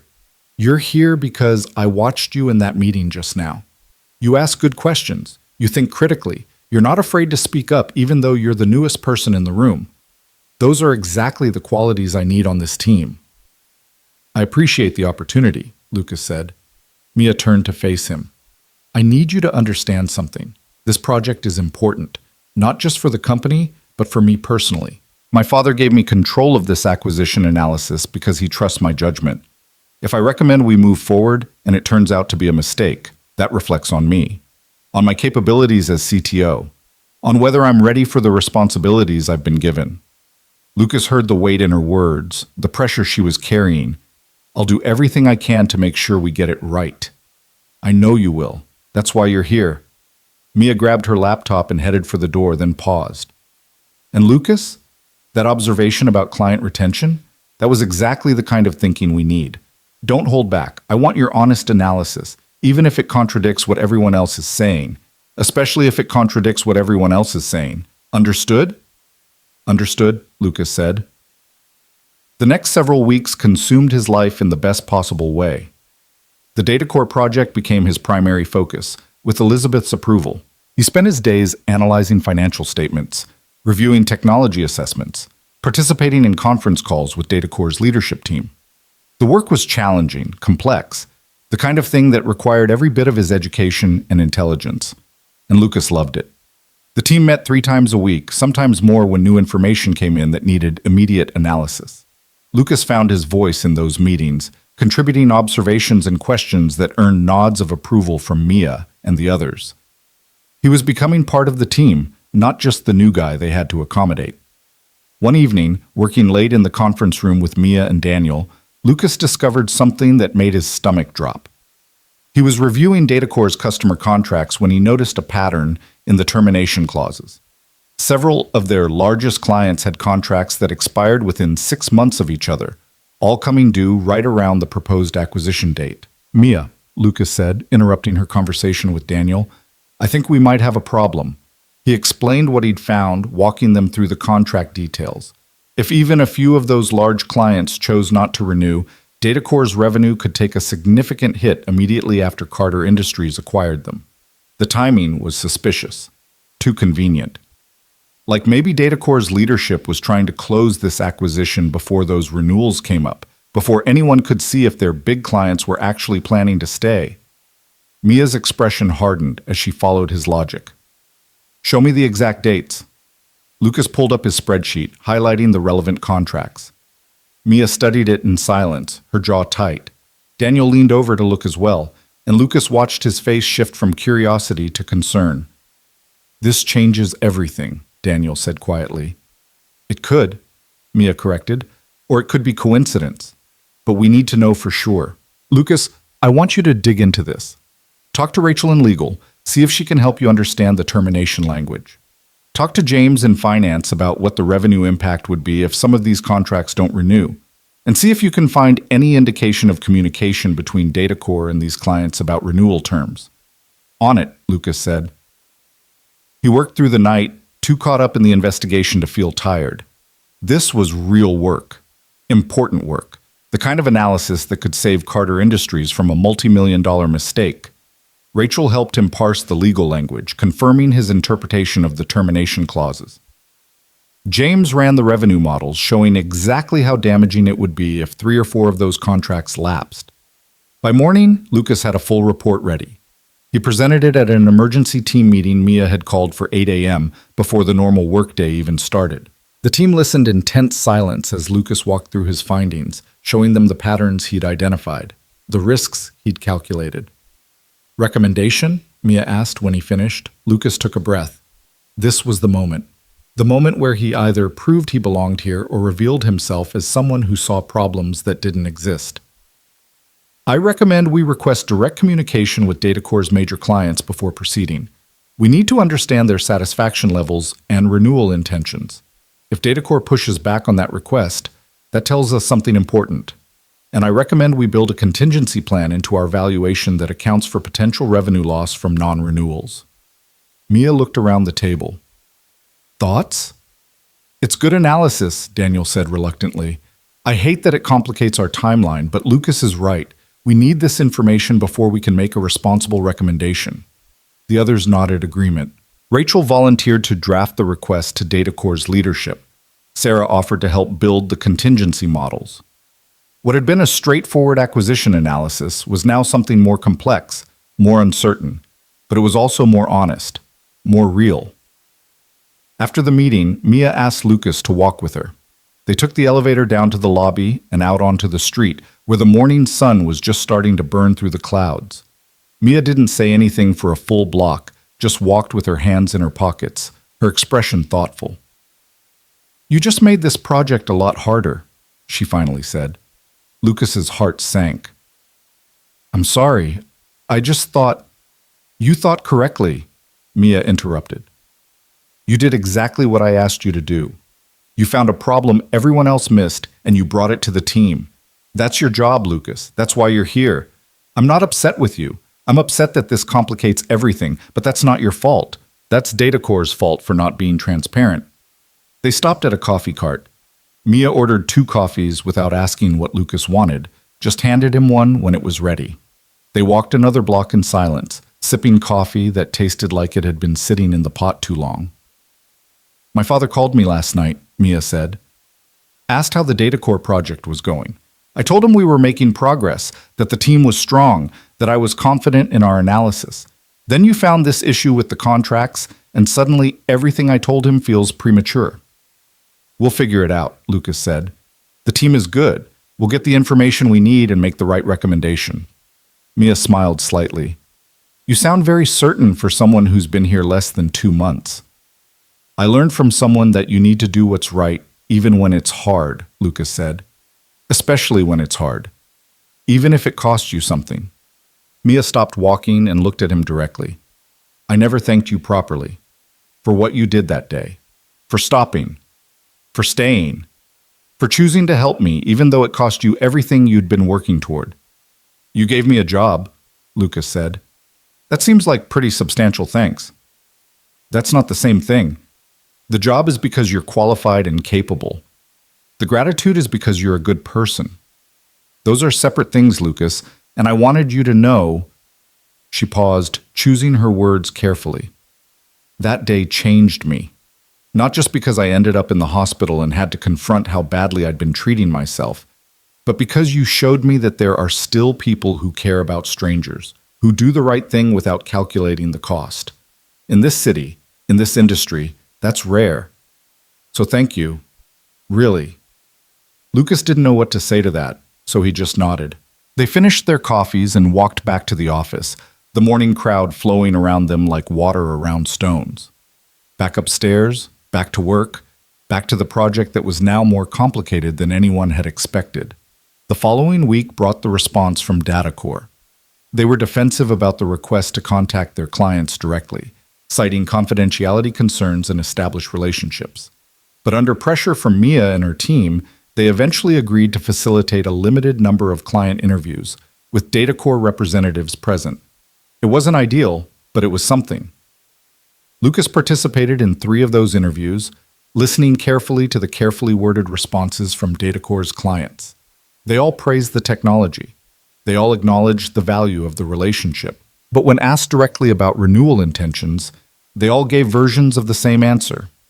We're evaluating all our vendor relationships, and we'll make decisions based on what's best for our business. Corporate speak for "we haven't decided yet," or worse, corporate speak for "we're already looking for alternatives." Lucas compiled his notes and shared them with the team. The picture that emerged wasn't encouraging. Datacor's largest clients were satisfied with the current service, but they weren't enthusiastic. They weren't locked in. They were evaluating options, which meant they were vulnerable to competitors, which meant Datacor's revenue base was less stable than their retention numbers suggested. "We need to present this to the board," Mia said during their final team meeting before the board presentation. "They need to understand what we've found, both positive and negative, and we need to make a clear recommendation." "What's your recommendation?" Daniel asked. Mia looked around this table, her gaze lingering on each team member before returning to Daniel. "I think we should pass on this acquisition. The technology is good, but the client base is too unstable. The timing of those contract renewals is suspicious, and Datacor's leadership has been defensive and evasive instead of transparent. Those are all red flags. I don't think the risk is worth the potential reward." "The board won't like that," Sarah said. "They've been excited about this acquisition for months." "Then we'll need to explain why they should be less excited," Mia said firmly. "Our job isn't to tell the board what they want to hear, it's to tell them what they need to hear. And they need to hear that this acquisition is riskier than it appears." The board presentation was scheduled for Friday afternoon in the top floor conference room, the one with panoramic windows and a table that could seat 30 people. Lucas had never been on the executive floor before. He'd certainly never presented to the board of directors.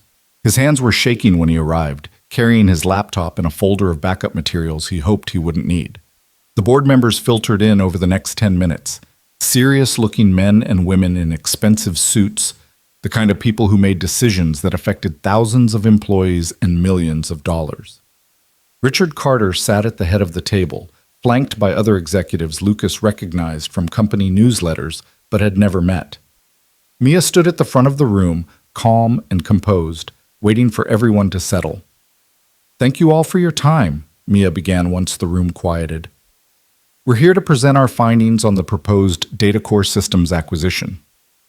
Over the past 8 weeks, our team has conducted a comprehensive analysis of Datacore's technology, financials, client base, and strategic fit with Carter Industries. What we've found is both encouraging and concerning." She walked them through the positive aspects first: the innovative technology, the growth potential, the strategic value of entering the predictive analytics market. Then she shifted to the concerns, and Lucas saw several board members lean forward, their attention sharpening. Lucas Reed from our strategic development team identified a pattern in Datacore's client contracts that raised questions about the stability of their revenue base, Mia said, and Lucas felt everyone's eyes turn toward him. "Lucas, would you walk the board through your findings?" Lucas stood on shaking legs and walked to the front of the room. He'd practiced this presentation a dozen times, but suddenly his carefully prepared remarks felt inadequate. These people didn't want to hear him recite data. They wanted to understand what it meant.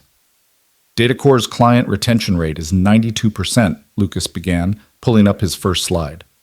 "That sounds strong, but when you look at who they're retaining, the picture changes. They're keeping most of their small clients, the ones that generate minimal revenue and are relatively easy to satisfy, but their largest clients, the ones that account for 60% of their revenue, all have contracts that expire within the next 6 to 9 months." He walked them through the analysis, the contract terms, the termination clauses, the evasive responses from client interviews, the financial impact if even a few of those contracts lapsed. The board members listened in silence, occasionally making notes but never interrupting. "Our assessment is that Datacore's leadership may be aware of potential client defections and is trying to complete this acquisition before those issues become visible," Lucas concluded. "We can't prove that definitively, but the pattern is concerning enough that we believe it represents a significant risk to this acquisition." He sat down, his heart pounding. Mia took over, presenting the team's final recommendation: pass on the acquisition, and continue monitoring Datacorp's performance over the next year to see if their client base stabilizes. The board asked questions for 40 minutes. Tough questions, skeptical questions, the kind of questions that tested whether the team had really done their homework or was just being overly cautious. Mia handled most of them, but several times she directed questions to Lucas, trusting him to defend his analysis. And he did, speaking with a confidence he'd developed over the past 8 weeks of deep work on this project. Finally, Richard Carter spoke for the first time. Mia, this is your project, your analysis, your recommendation. Are you confident in this assessment? Yes, Mia said without hesitation. I believe pursuing this acquisition would expose Carter Industries to unnecessary risk.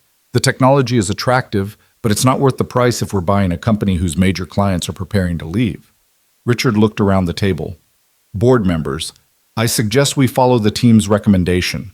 I'd rather pass on an opportunity than walk into a problem we could have foreseen. All in favor? Hands rose around the table. Not everyone. Lucas saw 2 board members who kept their hands down, clearly disagreeing with the decision, but it was a clear majority. The Datacorp acquisition was dead. Thank you, Mia and team, Richard said. Excellent work. This is exactly the kind of analysis we need before making major investments. The meeting adjourned. Board members filed out, some stopping to shake Mia's hand or offer congratulations to the team. Lucas gathered his materials, relief and exhaustion washing over him in equal measure. They'd done it. They'd completed the analysis, identified the risks, and made a recommendation that the board had accepted. He'd contributed to that, meaningfully, significantly. Lucas, Richard Carter said, and Lucas turned to find the CEO standing beside him. That was impressive work. Mia told me you were the one who identified the contract issue. That's the kind of attention to detail that prevents costly mistakes. Thank you, sir, Lucas said. The whole team contributed to, I know how teams work, Richard interrupted, but his tone was kind. Everyone contributes, but some contributions matter more than others. You found something everyone else missed, and you had the courage to bring it to the team even though it complicated the project. That takes integrity. It just seemed like the right thing to do, Lucas said. Richard smiled. That seems to be a pattern with you. Keep doing the right thing, Mr. Reed. It's serving you well. He walked away, leaving Lucas standing alone in the emptying conference room. Through the windows, the city spread out below. Thousands of buildings full of people making decisions about their careers, their futures, their lives. 8 weeks ago, Lucas had been one of those people, uncertain and struggling. Now he was here, on the top floor of Carter Industries, having just presented to the board of directors and received praise from the CEO. All because he'd stopped in a crosswalk and helped someone who needed it. No, that wasn't right either. The opportunity had come from helping Mia. But everything since then, every success, every contribution, every moment of proving himself, that had been him. His work, his effort, his choice to show up every day and be the best version of himself he could manage. The opportunity had opened the door, but Lucas had walked through it and made something of what he found on the other side. You coming? Mia asked from the doorway. The team's going out to celebrate. You should join us. Absolutely, Lucas said, grabbing his laptop. They went to a nicer restaurant than the dive bar Lucas usually frequented with Marcus, the kind of place with cloth napkins and a wine list. The Datacorp team claimed a large table in the back and ordered appetizers and drinks, the mood celebratory despite having just killed a multi-million-dollar acquisition. Or maybe because of it. They'd done their jobs honestly, and the board had listened. That felt like a win regardless of the outcome. Over dinner, Lucas found himself sitting next to Mia, both of them slightly removed from the louder conversation happening at the other end of the table. How are you feeling? Mia asked. Exhausted, Lucas admitted. But good. Really good. You should. What you did today, presenting to the board in your second month, most people don't get that opportunity until they've been here 2 or 3 years. You handled it perfectly. I was terrified, Lucas said. So was I the first time I presented to the board. Still am, every time, if I'm honest. But that's good. It means you understand the stakes, that you care about getting it right. Mia took a sip of her wine. I'm going to request you for my next project, if Elizabeth will let me have you again. I'd like that, Lucas said. They talked for another hour, the conversation flowing easily now that the pressure of the project was gone. Lucas learned that Mia had joined Carter Industries right out of graduate school, that she'd worked her way up from junior developer to CTO over 10 years, that her father had actually been harder on her than on other employees because he didn't want anyone to think she'd been given her position due to nepotism. She'd earned every promotion, every responsibility, every bit of authority she held. "Do you ever regret it?" Lucas asked. "Working for your father's company? Not having your own separate identity?" Mia considered the question seriously. "Sometimes, when I was younger, I thought about leaving, starting over somewhere else where no one knew my last name. But then I realized I'd be running from something instead of towards something, and I'm good at what I do here. I love this company. It's not perfect, but it's trying to be better. That matters to me." "It matters to me too," Lucas said. The evening wound down around 10. Team members said their goodbyes and headed home, tired but satisfied. Lucas rode the subway back to his apartment, replaying moments from the day, the board presentation, Richard's praise, Mia's offer to work together again. He'd proven himself today, not just to them, but to himself. He belonged here. He could do this work. He had value to contribute. His apartment felt smaller than ever when he walked in, the walls too close, the ceiling too low. Lucas sat on his bed and opened his laptop, pulling up real estate listings for bigger places. Nothing fancy. Just a one-bedroom in a better neighborhood, maybe closer to the office, somewhere that felt like a real home instead of a place he was just passing through. He could afford it now. The salary Richard had offered was more than enough to cover rent in a nicer building with money left over for savings. Lucas bookmarked a few promising listings to visit over the weekend, allowing himself to imagine what it would feel like to have space to breathe, to cook actual meals in a real kitchen, to wake up in a bedroom with windows that didn't face a brick wall. His phone buzzed, a text from his mother. "How did the big presentation go?" Lucas smiled and typed back, "Really well. I'll call you tomorrow and tell you everything." Her response came immediately. "I'm so proud of you, sweetheart. Your father would be too." Lucas stared at those words, feeling something tight in his chest. His father had died when Lucas was 15, too young to really understand what he was losing. But he'd left behind lessons about integrity, about working hard, about treating people with dignity and respect. Lucas thought about what his father would say if he could see him now, sitting in this apartment after presenting to a board of directors, building a career at a company that valued the same things his father had valued. He'd say to keep going, to stay humble, to remember that success wasn't just about what you achieved, but about who you became in the process of achieving it. Lucas set his phone down and closed his laptop. Tomorrow, he'd wake up and do it all again. Show up at the office, tackle whatever new challenges came his way, continue proving that the opportunity Richard had given him wasn't a mistake. But tonight, he let himself feel proud of how far he'd come in such a short time. From a warehouse worker counting boxes to a strategic analyst presenting to the board. From unemployed and desperate to building a real career. From someone who'd lost everything by helping a stranger to someone who'd gained everything because he'd chosen compassion over ambition. The universe had strange ways of evening things out. Lucas was just grateful he'd been paying attention when his moment arrived. He fell asleep thinking about Monday, about the next project Mia might staff him on, about the future that was unfolding one day at a time. It was a good future, one worth waking up for, one worth working hard to protect and develop and grow into something even better. Lucas Reed was exactly where he was supposed to be, and for the first time in his life, that felt like enough. 6 months passed in what felt like both an eternity and a heartbeat. Lucas moved into a one-bedroom apartment in a building with an actual doorman and windows that overlooked a park instead of a brick wall. He bought furniture that wasn't secondhand, cooked meals in a kitchen with full-sized appliances, and stopped checking his bank account with dread every time he needed to buy groceries. The transformation from struggling to stable happened so gradually he almost didn't notice it, until one morning he woke up and realized he wasn't anxious anymore. Just quietly, steadily okay. Work became less about proving himself and more about contributing to something larger. Elizabeth put him on 3 more major projects after DataCore, each one building his skills and reputation within the company. He learned to read market trends, to spot patterns in data that others missed, to present complex analysis in ways that made sense to executives who didn't have time for unnecessary details. Marcus became a close friend, the kind who showed up at Lucas's apartment with pizza on Friday nights to complain about work and argue about basketball. Jasmine from marketing started dating someone in Lucas's division, and suddenly the four of them were going to dinner together, building the kind of social life Lucas had been too busy surviving to create before. But it was the work with Mia that changed everything. She requested him for 2 more projects after DataCore, both high-stakes analyses that required the same careful attention to detail and willingness to ask uncomfortable questions. They developed a rhythm, a working relationship built on mutual respect and shared values. Mia pushed him to think bigger, to look beyond the immediate problem to see the larger strategic implications.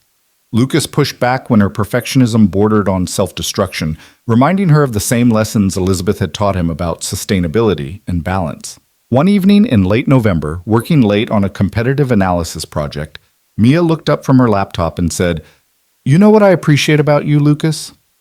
They were alone in the conference room, the city lights twinkling through the windows like earthbound stars. Lucas glanced up from the spreadsheet he'd been reviewing.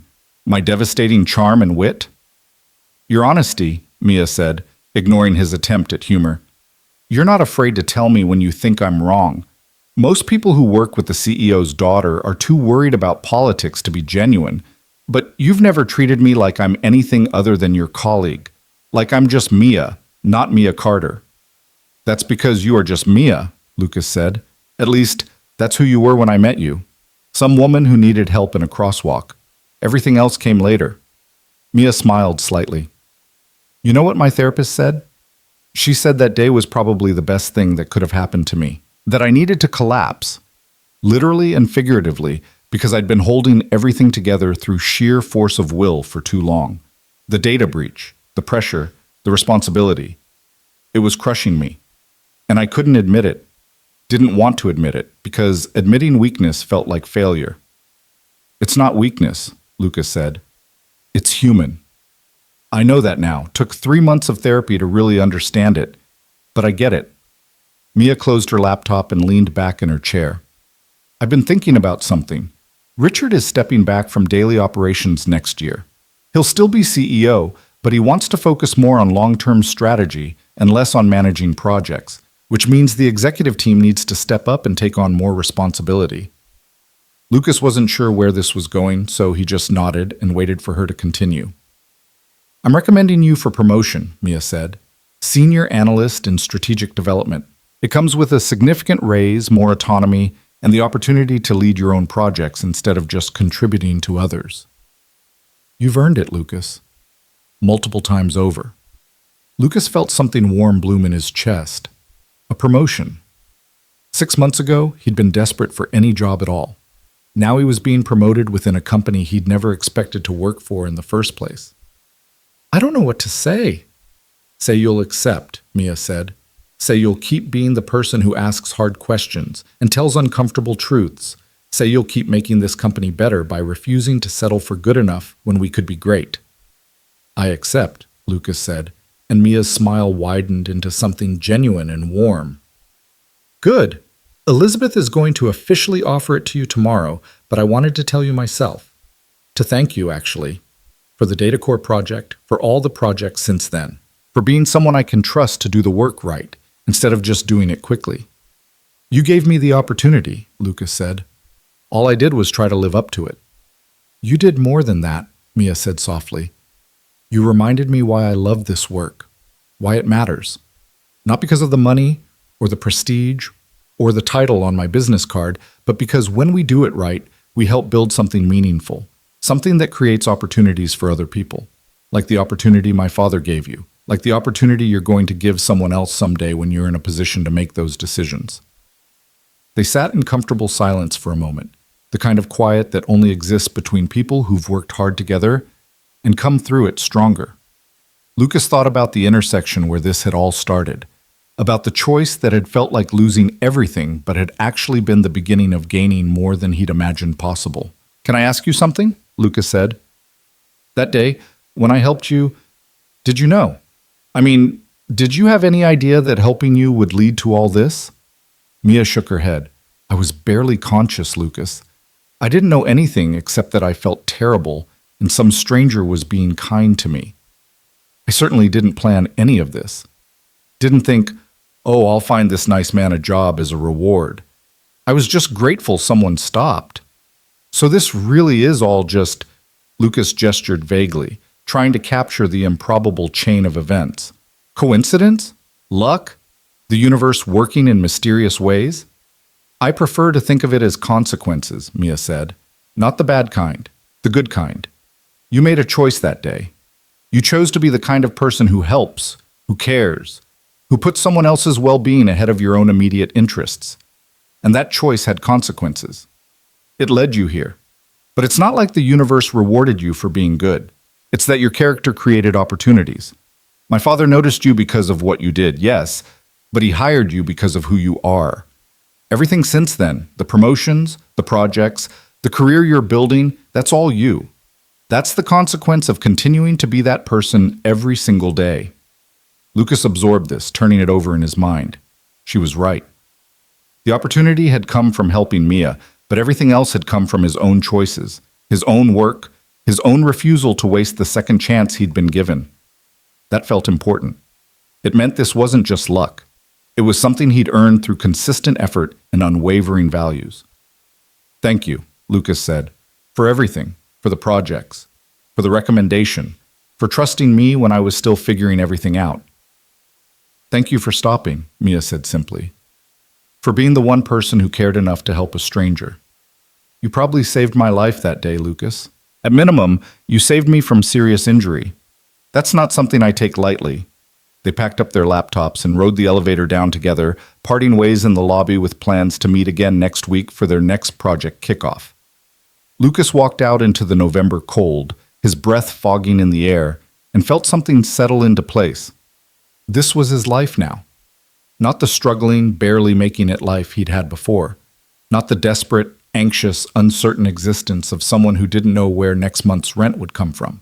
This was stability, purpose, a future built on solid ground instead of shifting sand.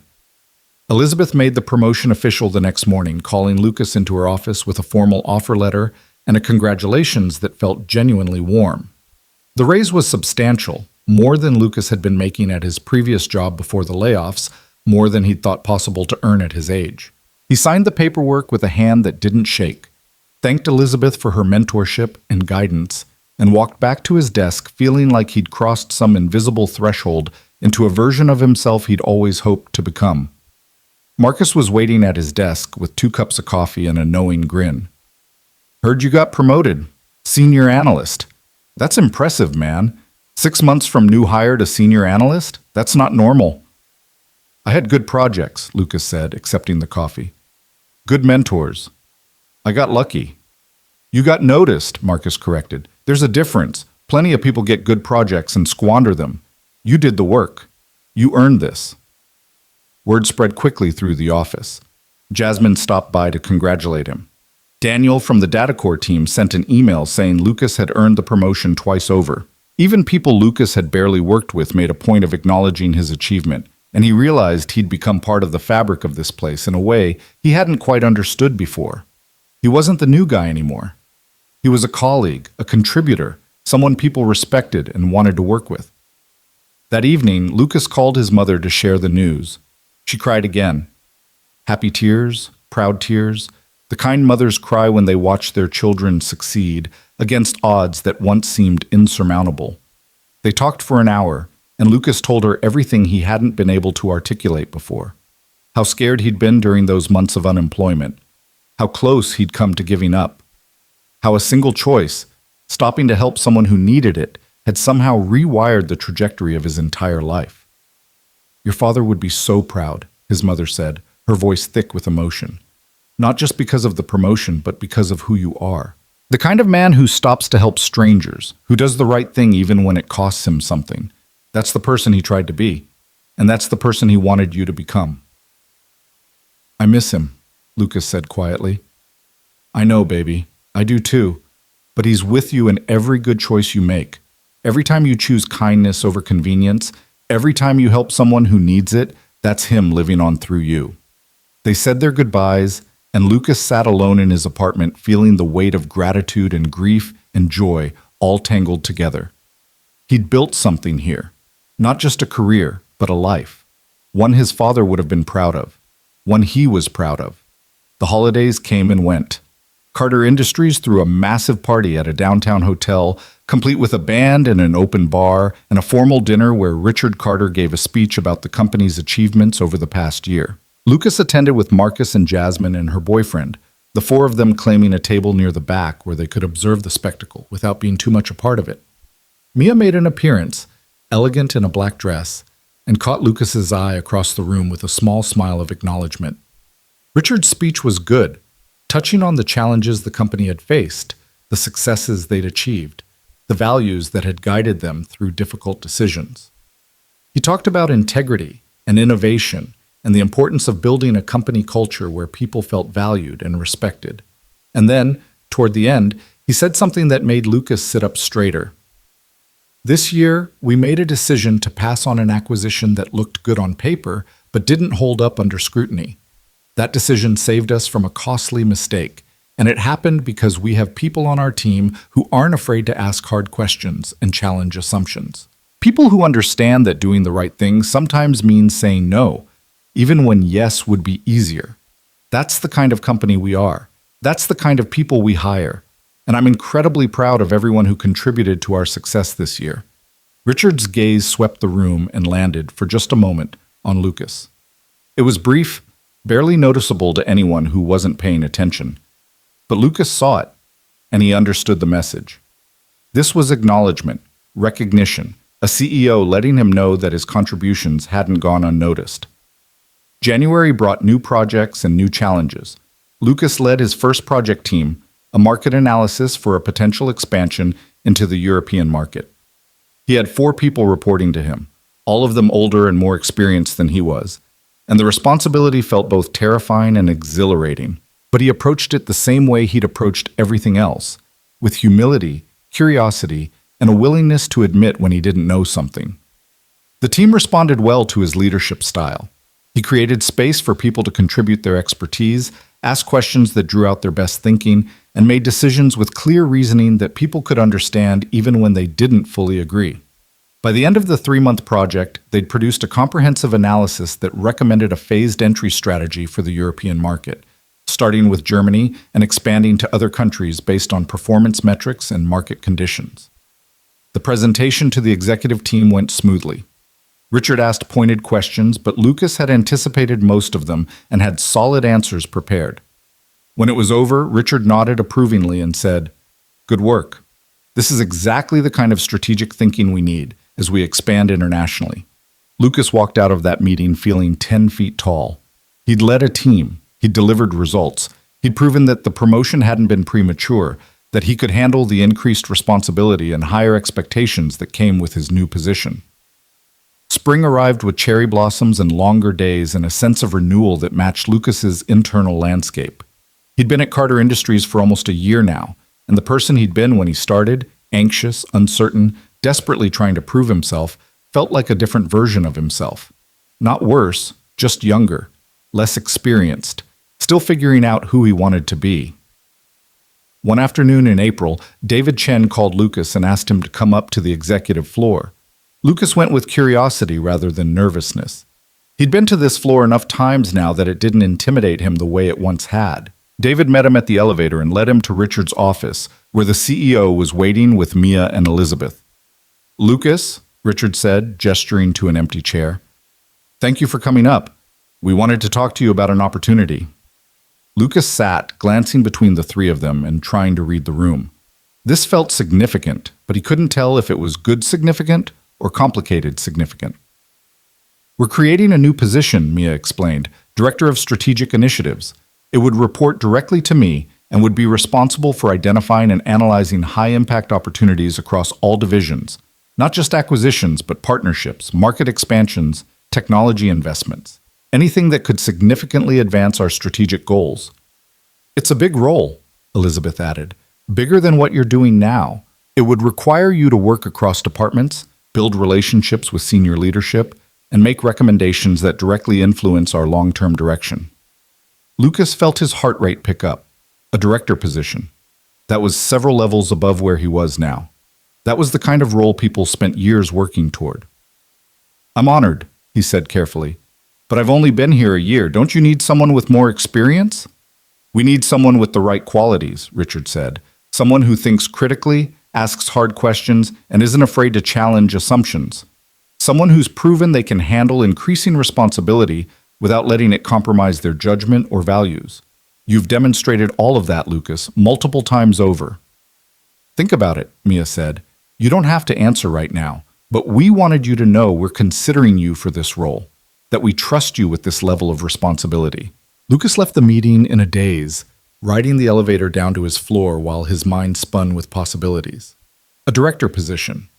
A role that would put him in the same meetings as VPs and C-suite executives.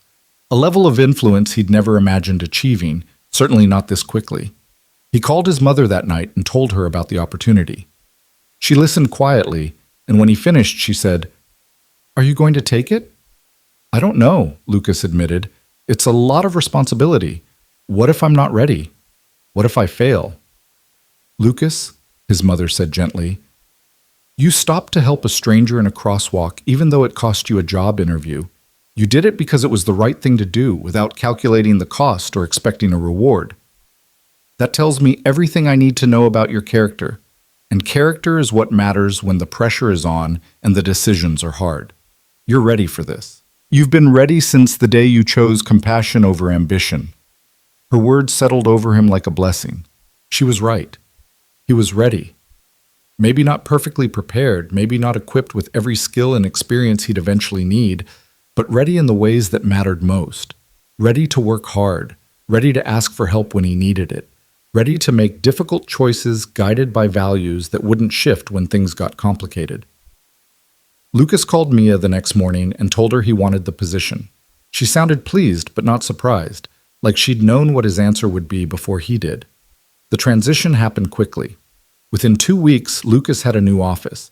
Not huge, but his own space with a door that closed and a window that overlooked the city. His team consisted of 3 analysts he'd handpicked from various departments.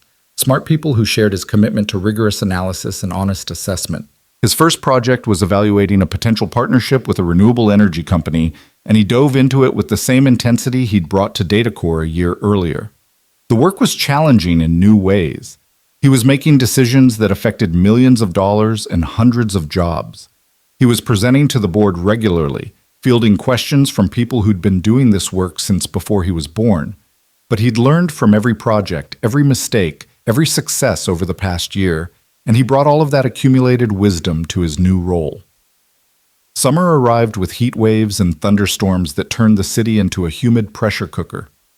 On a Thursday afternoon in July, Lucas was working late in his office when Mia knocked on his open door. "Got a minute?" she asked. Of course. Lucas saved his work and gestured to the chair across from his desk. "What's up?" Mia sat down and Lucas noticed she looked tired. Not the dangerous, about to collapse exhaustion from the crosswalk, but the normal tiredness of someone who'd been working hard and pushing themselves. "I wanted to talk to you about something. It's about the day we met." Lucas's attention sharpened. They rarely talked about that day anymore, both of them having moved past it into a working relationship that didn't need constant reference to its unusual origin. "I've been thinking about it a lot lately," Mia continued, "about what would have happened if you hadn't stopped, if you just kept walking like everyone else. And the truth is, I probably would have collapsed in the middle of that intersection. I probably would have been hit by a car or caused a massive accident. At minimum, I would have been seriously injured. At worst," she trailed off, but the implication was clear. "But that didn't happen," Lucas said gently. "I did stop. You're okay." "Because of you," Mia insisted. "Because one person chose to care more about a stranger's safety than his own convenience. And I've been thinking about how rare that is. How many people go through life focused entirely on their own goals, their own problems, their own deadlines. They're not bad people. They're just too busy, too stressed, too focused on surviving to stop and help someone else." "I get it," Lucas said. "I spent 3 months like that when I was unemployed. Every day was just about getting through, finding the next opportunity, figuring out how to survive. I didn't have the luxury of thinking about anyone else's problems. But you did, Mia said. When it mattered, you did.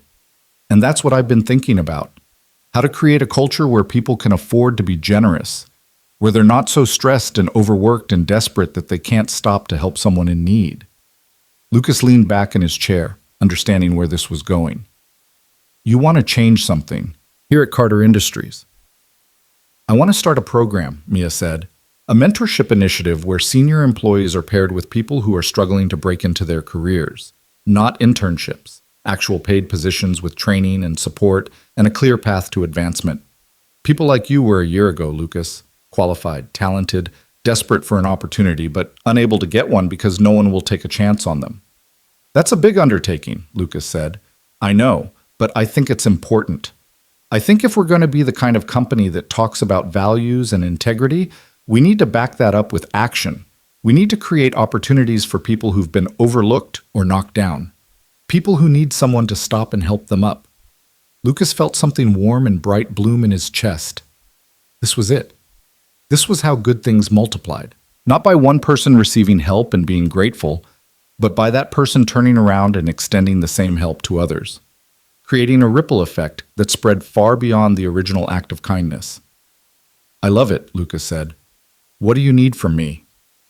I need you to help me design it, Mia said. You were on the other side of this a year ago. You know what it feels like to be desperate for an opportunity, to have skills and education and potential, but no way to prove yourself.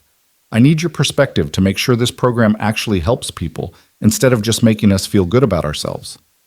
They spent the next 2 months designing the program together, working late nights and weekends to create something meaningful. They called it the Carter Opportunity Initiative, and it would bring in 20 candidates each year, people with potential but limited opportunities, and give them 1-year paid positions with mentorship, training, and a guarantee of serious consideration for permanent roles if they performed well. The board approved the program in September.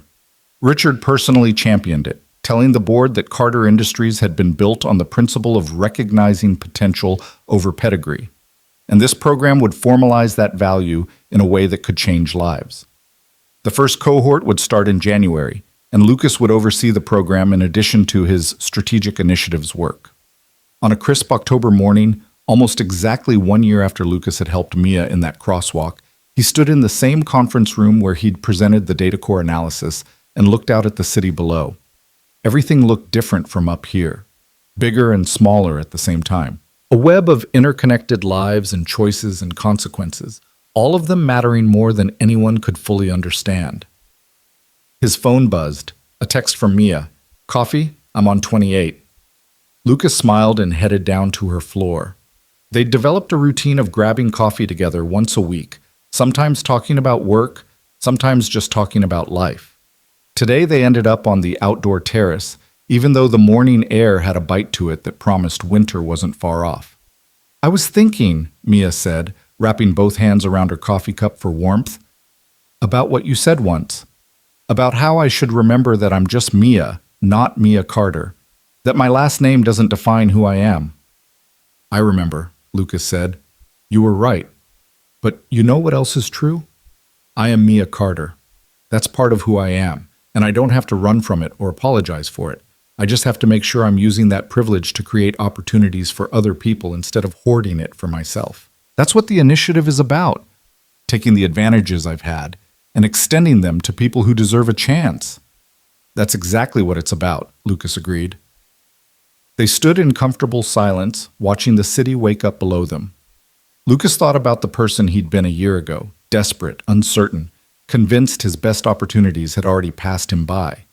That person couldn't have imagined standing here now, a director at one of the best companies in the city, helping design a program that would change lives the way his life had been changed. Thank you, Lucas said suddenly, for everything, for the opportunity, for trusting me, for pushing me to be better than I thought I could be, for turning one moment of basic human decency into something that changed my entire life. You changed your own life, Mia said. I just opened a door. You're the one who walked through it and built something on the other side.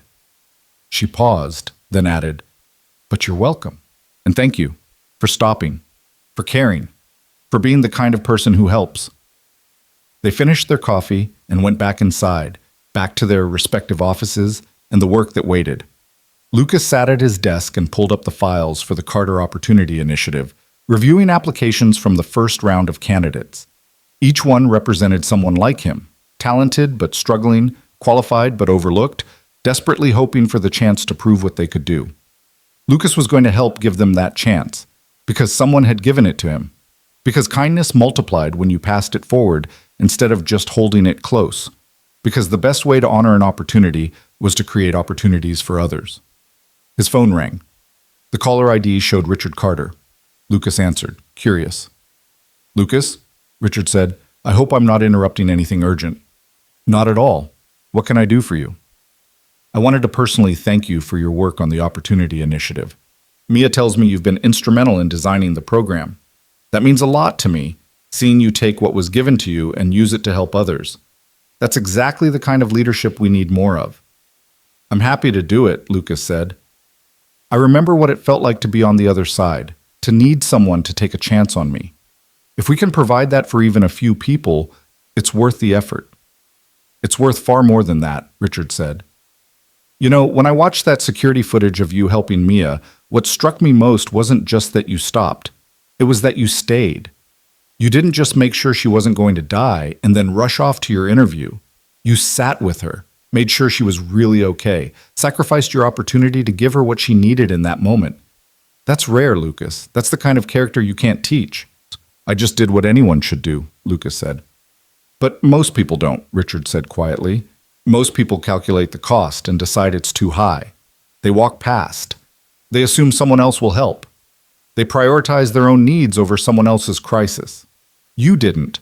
And that tells me everything I need to know about who you are and what kind of leader you'll become." They talked for a few more minutes about the initiative and some upcoming projects, and then Richard let him go. Lucas sat at his desk for a long moment, staring out his window at the city that had almost broken him before giving him more than he'd ever expected. His life wasn't perfect. He still worked too many hours sometimes. He still felt the pressure of high expectations and the weight of responsibility. But he also had purpose, community, a career that meant something beyond just paying bills and surviving. He had the satisfaction of knowing that his work mattered, that the choices he made affected people's lives in positive ways.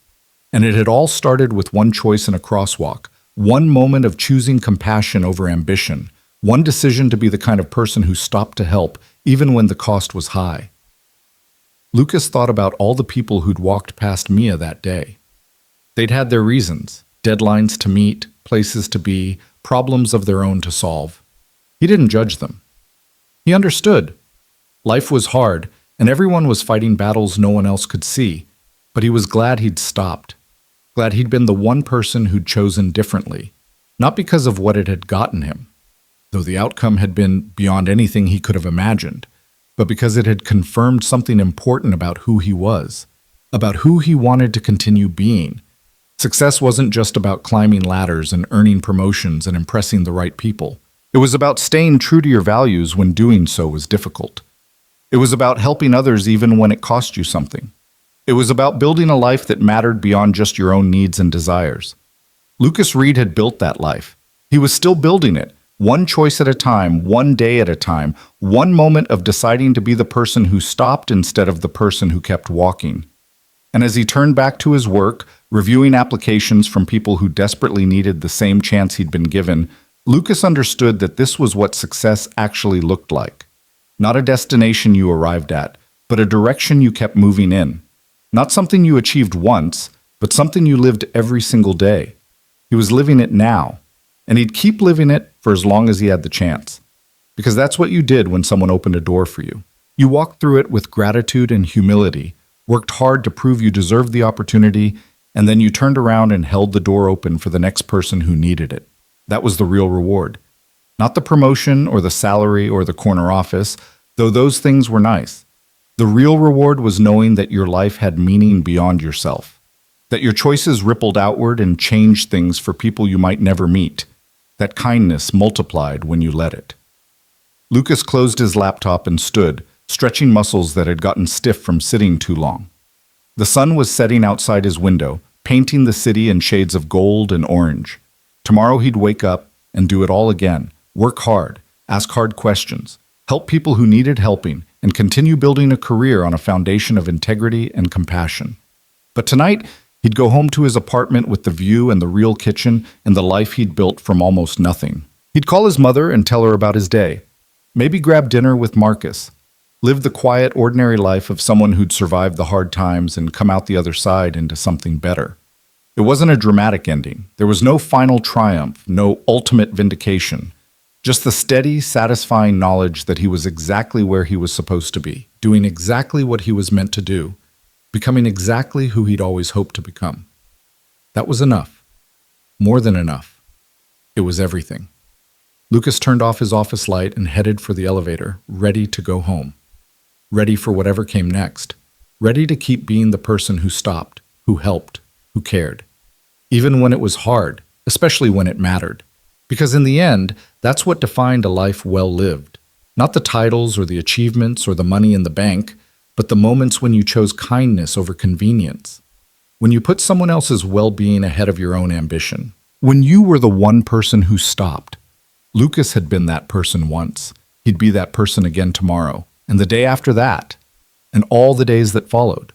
Not because he expected rewards, but because it was simply who he was. And that, more than anything else, was what made him successful.